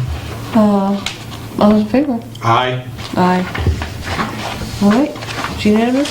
I will Thank you for take that. take that duty. Thank you. Okay. Then we have meeting business. Votes may be taken, and if you want to run down well, the first, 4.1 is review, discuss, approve change order number 1 in the amount of $62,225 for changes to the original contract of the West Townsend Fire Station as attached and incorporated therein. Madam Chairman, I make a motion to approve a change order number 1 in the amount of $16,225 for changes to the original contract for the West Townsend Fire Station as attached and incorporated therein. All right, I'm going to second that for discussion. Okay. And if I could ask, the fire chief is here, I'm assuming that's why you're here. Well, it's between the two, 4.1 and 4.2, I'm sure you want to talk to us about. Tell us what this is. So, as the fire station started to come out of the ground this fall, it appeared to several of us that it looked low. So, as the building went up, it's kind of hard to tell. We asked them to shoot the measurements from the street and so forth, and they did, and put a chalk line. 'Cause it's hard to tell based on the building, because the floor is not in the building, because the floor is higher than what the ground is right now. So they snapped the chalk line on the building so we could see where the floor is going to be, and it still looked kind of low. So before we decided to pour the concrete, we said, let's look at this and make sure everything's right. We looked at it and it was right, and then we had to kind of pick our brains to go back that we designed this 2 years ago and put it out to bid, and at the time our concern was keeping the project as low cost as possible. So the site work, the way it was designed, the station was actually designed to be a foot below the street level. So it would actually pitch down a little bit, and if you look at 119, when you kind of enter the lot, you're at the top of a hill when you're going by the station. When you get to the first property line, you're higher than the station. When you get to the second property line at New Fitchburg Road, you're actually below the station. So we were wondering whether it was an optical illusion or what it was, but it turns out we put the binders on everything, and we looked at it and said, okay, it is below the street level, and it was designed that way. So all of us kind of got together, the architects, the committee, the builder, the site engineer, and said, well, do we want to proceed like this? And we decided, well, what's it going to cost to raise it up? So it would be what's called proud to the road, so it will sit high, and would pretty much guarantee that we would never have any issues with water runoff. The way it was designed, which was not wrong, was to lower the costs and to keep the floor low, so we didn't have to bring in fill to bring the site up, and drain the water off. So what the committee decided 2 weeks ago, I think it was, I was unable to attend the meeting, I was at a family emergency, but they decided to raise the station up a foot, which seems simple, but it's actually, you're going to raise the whole site a foot.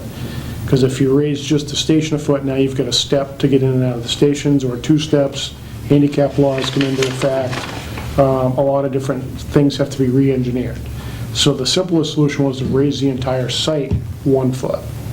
And what you see in here in this change order is what that reflects. So it's a total cost of $47,623, but we have some in-kind donations of tearing down the fire station building and doing some of the site work, the lawn, trench drains, etc. that's subtracted off from that. And then the delta, the end cost is $16,225. Wow. So the building, basically, the frame of the building is already there. It's there, but they had to kind of lift everything up. They had to lift the windows up, they had to lift the doors up. They're still working on, they haven't done that yet, right? Or they have?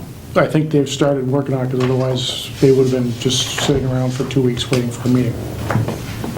So just to get a picture, because I've been by, I live near there, so I kind of go by there once in a while. So Main Street is higher than the back end? Is that? Well, you're on a hill there, Is it on a so it's pitching down. So if I'm on New Fitchburg Road at the far end of the property? Yeah, you're lower than the station.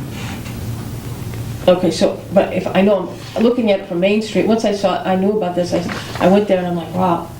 If you're on Main Street, you can see the drop. Kind of looks like it's in a hole. It's like if I were to have a chalk line, I would be coming in, I'd be right on top of a truck, not under. The headlights would be showing it, yeah. And our concern was the drainage, although it was designed and engineered appropriately, there was going to be a trench drain in the middle of the driveway. And a trench drain goes all the way across the driveway. So the water coming down the driveway would go into this trench drain and then drain off. Now, we all know If it's not too much. Exactly. We all know it's February and we've gotten rain recently. So if you get snowbanks on both sides of that driveway, that trench drain is going to freeze up and it's going to fill up with water. Now you got a big puddle there. And then with the station being lower than the road, it's going to go into the station before it's going to go out into the road. It's not going to go out into the road. And it's not supposed to by the drainage laws. The water's not supposed to shed off onto the roadway. It's supposed to stay on site. So by raising the station, we've resolved all these issues. It's going to look appropriate where it's now proud to the road. The drainage shouldn't be any concerns. And the net cost is $16,000. What's the total cost of the whole fire station? 1.42. 1.424290. Yep. And we have, what was appropriated was 1.75, and we have architectural fees and all that. So we have roughly 90 to 100,000 in contingency. And we also have, Jim and I have discussed these briefly, we have fire alarm money. When we put in the radio box system here, money was appropriated 4 years ago under Chief Klein to switch over our radios, our master box, our radio fire alarm system to radio boxes. And that also included to replace some of the fire alarms in town buildings in the boxes. Obviously, we didn't do anything with the West Station because it didn't make any sense to put new equipment in a 142-year-old building. Right. So we have a separate account to cover the fire alarm and the radio box. There's about $22,000 in that, or $20,000 in that account. Okay. And there's still $20,000 left in the, $22,000 left in the demolition account from the Legion. So Okay. those are also some funds that we could use if we got into a pinch, and we'd have to figure out how to, the fire alarm is simple. We just pay for that out of that. The building demolition is different because it was appropriated for the Legion, to acquire the Legion and to do the demo, so that may have to go back to town meeting or whatever, but That's back to the general fund, probably. Or would be voted out of the article. Right. It would be voted out of the article. Reauthorize the And then- article for another okay. purpose. Okay. I'm hopeful we won't need that. I think we're in great shape, even with this change order. So hopefully, when this How project would is this done, get we can voted? get How back. does this get taken, how does this actually, we're going to approve it, I'm assuming, I don't know, but, That's all it takes. The board will Oh. execute, and so it doesn't have to be voted on at town meeting, or this is all part of the within contingency? the contingency Oh, of all the right. existing appropriation. All right, if you have anything else to add, or any questions, board? Just to, with your permission, to Mr. Crowler, our Chief Procurement Officer, are you find this all in order and compliant with this? All of this? I'm ready to vote, Madam All right, Chair. we have already have a motion. We have a motion and a second, so all those in favor? Aye. Aye. Thank you, Chief. The town administrator signs this on. Okay, could you do a motion to authorize the town administrator to sign? Absolutely. Just give me 1 second, please. I make a motion to approve that the town administrator sign for the Board of Selectmen for the change order number 1 in an amount of $16,225 for the changes to the original contract for the West Townsend Fire Station is attached. Second. All those in favor? Aye. Aye. All right. Done. Thank you. Jim will sign that. We're good. Thank you. On to the next thing, Chief. 4.2 is the Chief too, I believe? Yes, you want to read that as a motion? Sure. 4.2, I make a motion to accept a grant in the amount of $3,708 for the Townsend Fire EMS Department for the Student Awareness of Fire Education, known as SAFE Program, and $2,415 for the Senior SAFE Program. Second. All those in favor? Aye. Aye. Okay. We're done. Any? Happy to answer any questions you have, but these are programs we've been running for Pretty years. standard, yeah. Great, thank you. Have a nice night. Thank you Thank very you. much. Thanks, Chief. And Would you like a motion on 4.3, Yes, Madam I Chair? would, that would be awesome. I make a motion to sign contract to CCS in the amount of $22,542.30 for the audio-visual equipment at the senior center of the library. And I'd like to amend that to the 22,542 is amended to read 21,483.95. Great. And I'll second that and ask for, second, and all those in favor? Aye. Aye. And that is to, what we've already voted on and gone through capital and everything else to replace the audio-visual equipment. Yes. Could I please ask Ms. Smart if she's going to have us sign that contract, or would you like to empower the town administrator to do that? What do we have to do with that? That's what was on the agenda. Are you going off the old agenda for He must have an old agenda. Yeah. But do we have You would authorize the town administrator to sign this only once a week. Authorize the town administrator, real quick. I make a motion to authorize Town Administrator James Kryler on the Article 4.2 to sign for the Board of Selectmen a grant amount of $3,708. No, next one. Just Sorry. ask him. To sign the contract as read by Cindy King in the amount for the audio-visual equipment at the senior library. All right, second. All those in favor? Aye. Aye, all right. Thank you. That's all set. Now we have 1, 2, 3, 4 liquor licenses, or one-day special licenses for the VFW. I'm going to go right through this with your permission, Yep. Madam Chairman. All right, I make a motion to sign a one-day special license for Terry Roy, VFW Post 6538, in conjunction with a 50th anniversary party to be held on April 6, 2018, for the sale hours from 7 p.m. to 11 p.m. Second. All those in favor? Aye. All right. 4.5, I make a motion to sign a one-day special license for Terry Roy, VFW Post 6538, in conjunction with a 30th birthday party to be held on March 24, 2018, for sale hours from 7 p.m. to 11 p.m. Second. All those in favor? Aye. We're on 4.6 now. I make a motion to sign a one-day special license for Terry Roy, VFW Post 6538, in conjunction with a going-away party to be held on March 3rd, 2018, for sale hours from 6 p.m. to 10 p.m. Second. All those in favor? Madam Chairman, I make a motion to sign a one-day special license for Terry Roy, VFW Post 6538, in conjunction with a birthday party to be held on February 24th, 2018, for sale hours from 7 p.m. to 11 p.m. Second. All those in favor? Aye. Going on to 4.8, with your permission, Madam Chairman, I will make a motion to declare a pile of maplewood from a tree cutting as surplus with an estimated value of $100. Second. All those in favor? Aye. Aye. Okay, can I ask where this is? Right now, it's down at the transfer station recycling center. It was cut by order of the tree warden. Oh. And the logs were hauled down there, so we'll be able to take bids on it. If anybody burns wood at their home, they can get out and take a look at it, and we'll put a notice out as to when the bids would be due. Okay, sounds good. All right, work sessions, votes may be taken, town administrator updates and reports. Very briefly, on the fiscal 19 budget update, I'll have a more in-depth update when we have the full board back at the next meeting. But I've been talking to each of you along the way, each step. This is now the 33rd iteration of the budget. And with the latest information that we received last Friday morning from Neshoba Tech, I had plugged in a place marker of a 3.5% increase for both Neshoba and for Middlesex. And not only was it not a 3.5% increase for Neshoba, it was actually a reduction of $120,000. So prior to that news, I was sitting about 80 or 90,000 out of balance, with obviously education still the wild card. So that puts us to the good with that bit of information. Having said that, we don't yet know what North Middlesex will be, and we won't until next Monday. They have their public hearing, or their first unveiling of their budget. I did speak with the superintendent and the business manager last Friday, late afternoon, early evening, and while they can't comment on it publicly yet, the expectation is that it's going to be more than 3.5%, which is a concern.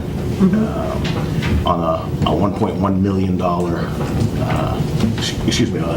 $10 million budget, that's a significant amount for us to be able to bear. So if it even came in at double that, That's roughly another $375,000. So even though I might be 100 to the good today, if that news comes down next Monday, I'm back $250,000 out, give or take.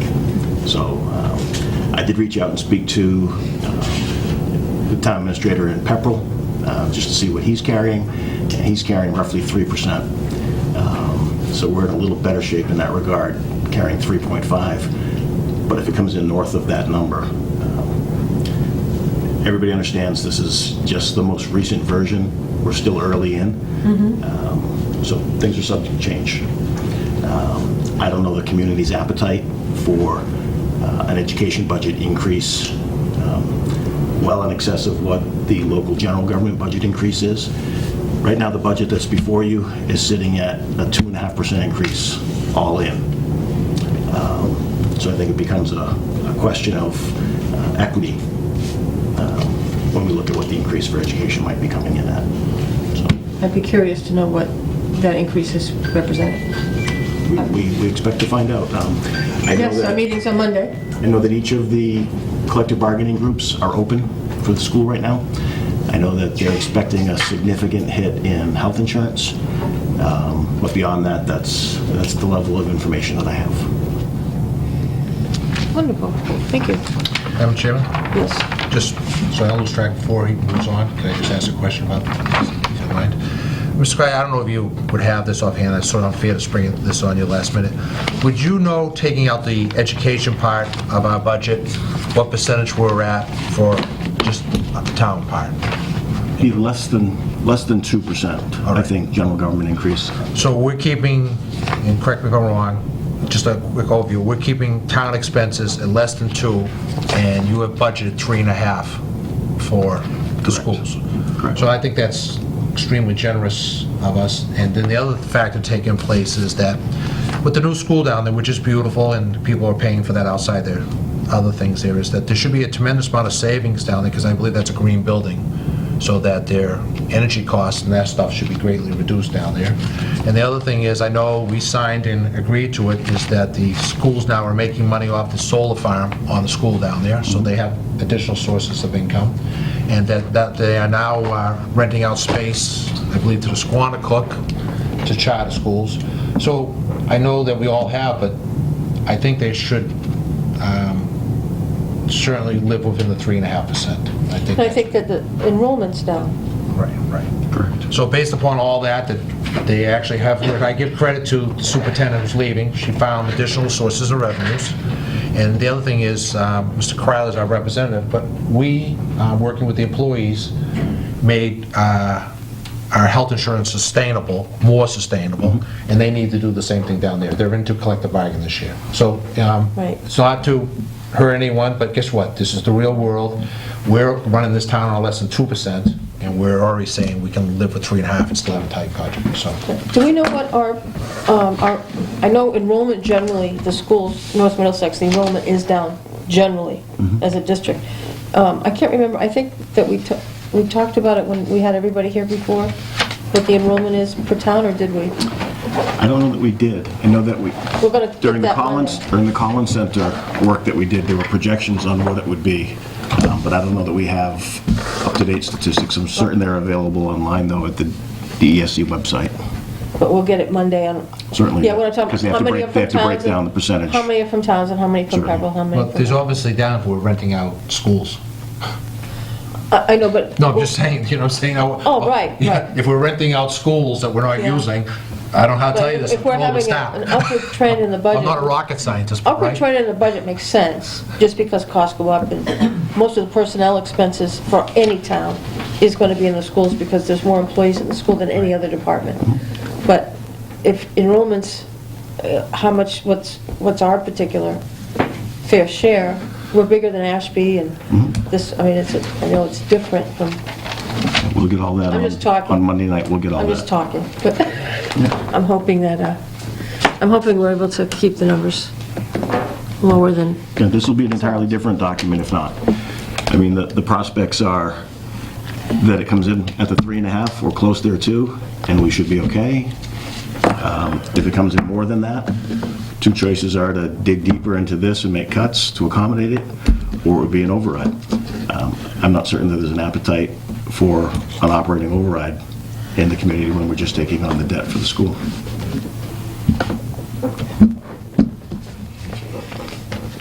Okay. And IT grant update. Yes. We've got what is now, I think, the fourth revision and fine-tuning of the grant documentation that has been tailored to the template that is available out on the Mass IT website. And I think at your meeting next will be just about the deadline. So we'll have, if the deadline is a day or so before then, which it may be now that I'm thinking of it, we'll have that available to you a couple days in advance for your tweaking and comments. But I think you're going to be well pleased with how it reads. What kind of things are we asking for? The scope is complete network.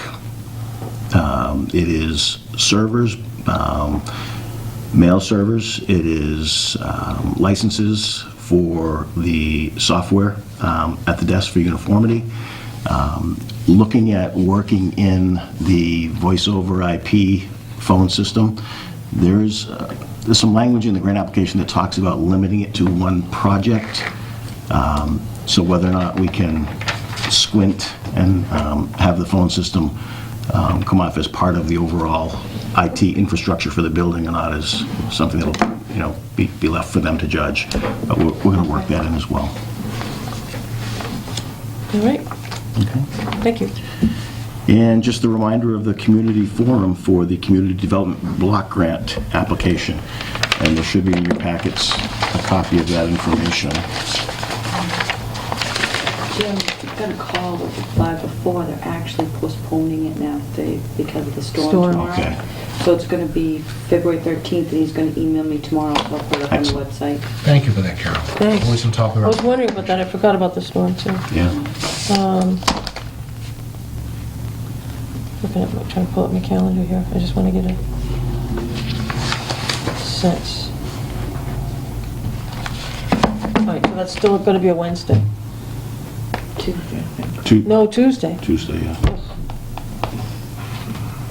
All right. Okay. Is that going to be over there or part of our meeting? No, it's community forums at the meeting. Oh, that, we're not meeting next Tuesday. We're scheduled for the 20th. But it's still going to be over there. All right. Are we expected to post and be there, or? I don't think there's an expectation that you are, but if you're going to be, let us know. We'll post just to be safe. Okay. But obviously, the more people that are there, I think I have a conflict next Tuesday. We'll post them. Unless we have, I can, the more people that are there, the better. like I for the said, I have so sign-in. many different things on different days. Okay. Even if you come and just sign in. Oh, we have to sign in. That's all I have for you tonight. I know. So those of you that were going to go tomorrow to the community development meeting, please go next Tuesday over at the library. Thank you. That's for the CDBG application. The more the merrier. The more people, the more chances we have of getting the funding. Correct. All right. Gordy, do you have any? Well, actually, I just have some clarifications. It won't be extensive.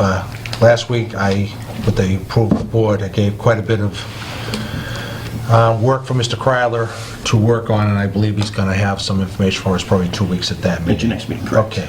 So I just want to make some clarifications sometimes when I look things over so that things are clear. And the first thing is that I asked for an update from the unanimous vote back in September and October 2015 on accounting of public monies and resources that we use for lack of better, I'll use the word that the law enforcement agencies, officers use, the police escape down at the Harbor Mall, all right?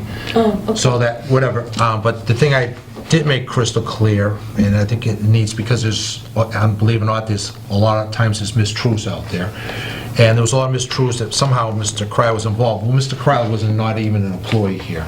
Oh. Okay, well, no, so I just want to put that on the record, that when all these activities, whatever it is, I've just been asking for accounting, that Mr. Kryler was not an employee, so there's no truth that the demise of the communications center over there had anything to do with Mr. Kryler. Matter of fact, the move to finally make the tough decision when we're ready to be decertified for 911 was made by the police chief and the fire chief, their recommendation, and we just followed that. So for the record, any mistruths or altered documents or anything else you saw out there are not true. Mr. Crowley was not an employee here, so he has no responsibility for that, but he's going to try to find the information for us. Thank you. Moving on quickly, it's unusual for me to, not correct, but bring a point that you might have been a little bit in error, but you weren't here, so you had suggested that the police escaped down there, for lack of a better word, but that's what the law enforcement officers called it, down at the Harbor Mall, that the town had a lease with that. So I could be wrong, but I've researched in the last week, Madam Chairman, and under statutory laws of the Commonwealth, the only people in power are the Board of Selectmen to take leases or encumber debt, except for town meeting. And there's no record of the Board of Selectmen ever taking a lease out of that position down there. So I just have got to be real short about this, but if you could get information by next meeting 2 weeks, is that one, if there was a lease, I would like to know who signed it. Because I know the Board of Selectmen didn't sign it. I think that's a fair, reasonable thing. And then the other concern I have is, and not making any assumptions here, but I have concerns about that if free rent, free electrical, maybe, and free heat and all that was given to a non-authorized person, and if that department is in charge of monitoring and possibly approving liquor license, which are worth a fortune down there on the 2 restaurants, that might be a problem for us to get some advice from town Oh, you're council. talking about like an in-kind contribution? Right, so someone, pro I don't know, I do not know if there was a lease, with an unauthorized lease, or that it was just given in kind. Okay. Either one could be a problem. One, by statutory law, no one but the Board of Selectmen can sign leases, all right? Second of all, if it isn't a lease, then I'm not saying this, but there may be a problem which Mr. Crowder's profession will look into. I don't know these facts. Is that procurement stuff that? Right, so do we get... Even potentially an ethics issue. Right. Just straight ethics? like- I don't know the answers. Yeah, I'm looking, because he's our procurement guy, I'm Exactly, just so looking to... I'm asking him just to give me the facts. I don't know the facts, but I know that the Board of Selectmen, as far as my best of knowledge at this time, did not sign a lease, and we're the only ones authorized to do that. And so that if there was a lease, how it was signed, but if there wasn't, then it brings down to, is there ethics problems with the, not getting any deeper into the liquor licenses I mean, down? I don't want to... No, I know, but I just want the answers. I don't want to beat a dead horse or anything, but I just want to try to keep this as simple of a question as I can. Do you have an expectation of outcome, like what you would see us I would just like the facts, what occurred. and then go from there? Yeah, and Depending on- there may be no need to go from there, but Mr. Crowder's professional. Or just so that we'll know? That's right, and so the public will know, and also so we have answers. Simple as that. Nothing has been decided or not decided, but there's questions or concerns. And if you don't ask questions or concerns, you're not following your oath. Thank you, that's all I have, Madam Chairman. And, one last thing, I'm sorry. If we could put on the agenda next week, I went to a couple town meetings over the last couple of years just to see how they run them, get ideas. And I saw something that really, and I would like to do it quicker this year, maybe we process, but we're getting so close to town meeting and publishing. I would really think it'd be good for the town if we would think about giving out an award to exemplary employee of the year, and one for public service, and one for general government. And just as a recognition of service. And I've seen this done in Acton and 3 or 4 other towns, and it's a yearly thing they put in the town meeting here. You know, someone, I think next year, I won't be here, you can have more to do, but this year I just thought, we can have a discussion when Sue's back here, out of respect to her, but just basically that all 3 of us, without having a meeting, just tell Jim, and if there's 2 people come with the same name, if not, it's a tie, Jim can make that, and for the first, you know, because he's the human. Sure. But the point is to recognize someone in public safety, and I'm only doing that because other towns do that, to recognize someone in public safety, and then to recognize someone in general government. And then next year, when there's time, if people want to have a committee or nominations to do it, but this year the window's too short. And because the window's short, I don't want to miss that opportunity to have something positive, to recognize someone who, you know, exemplary program, all right? So if we put that on the agenda, we're not having a discussion, but just to do that. Thank you, I'm done. Okay. When are we opening the warrant for town meeting? At your next meeting, I'll have a calendar for you. So I should have close to a final version of the budget and the calendar at that point. So, I mean, we know by bylaw when we have to hold it.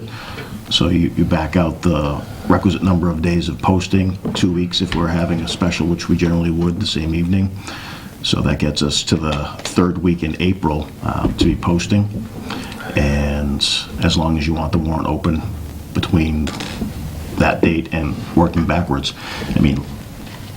So we can open it at our next meeting if we want, or? Oh, you could have it open as long as you want. It's not been that early, as far back as I can see. I just can't remember. Yeah. Because I know sometimes, because the town meeting is the bigger. Sure. And people have a lot of, some departments might know what they want to put in already. Right. Or community. Yeah, we've got a folder with some things in it already, so. You do? Yeah, at your next meeting, we can have that scheduled. Okay. All warrant articles are due by March 1st, according to the bylaws. Oh, the bylaw says warrant articles must be in by March 1st? For the annual. For the annual, so we have to receive them by March 1st? For the annual, correct. Okay, that's for the special, it's, okay.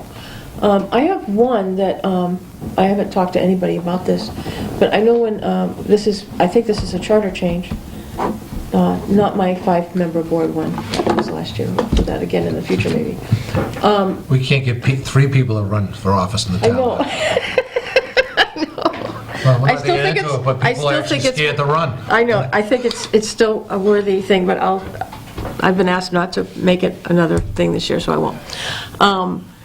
But when, I know, Jim, when you came here, I think you've stopped calling us the select board, but I know I was talking to colleagues around the state and seeing what other towns are doing and seeing that I think we've really taken a lot to get you to call us selectmen again.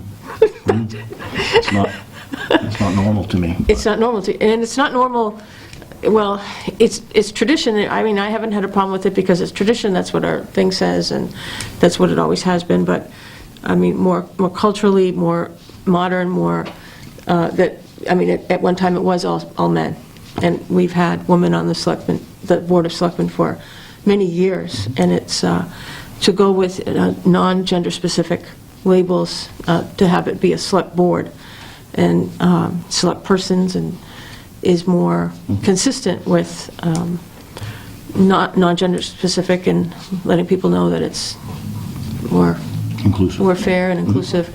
That I know when we do meet, if we can put it on the agenda for our agenda next week. Absolutely. Once Sue's here to talk about putting that on as a charter change to have us be the select board with select persons on it as opposed to, if that's something to put on there. That was just my 2 cents for something Makes sense. to do. Doesn't change any of our jobs, just makes it a select board. And that's all I have for updates. Madam Chair, your permission?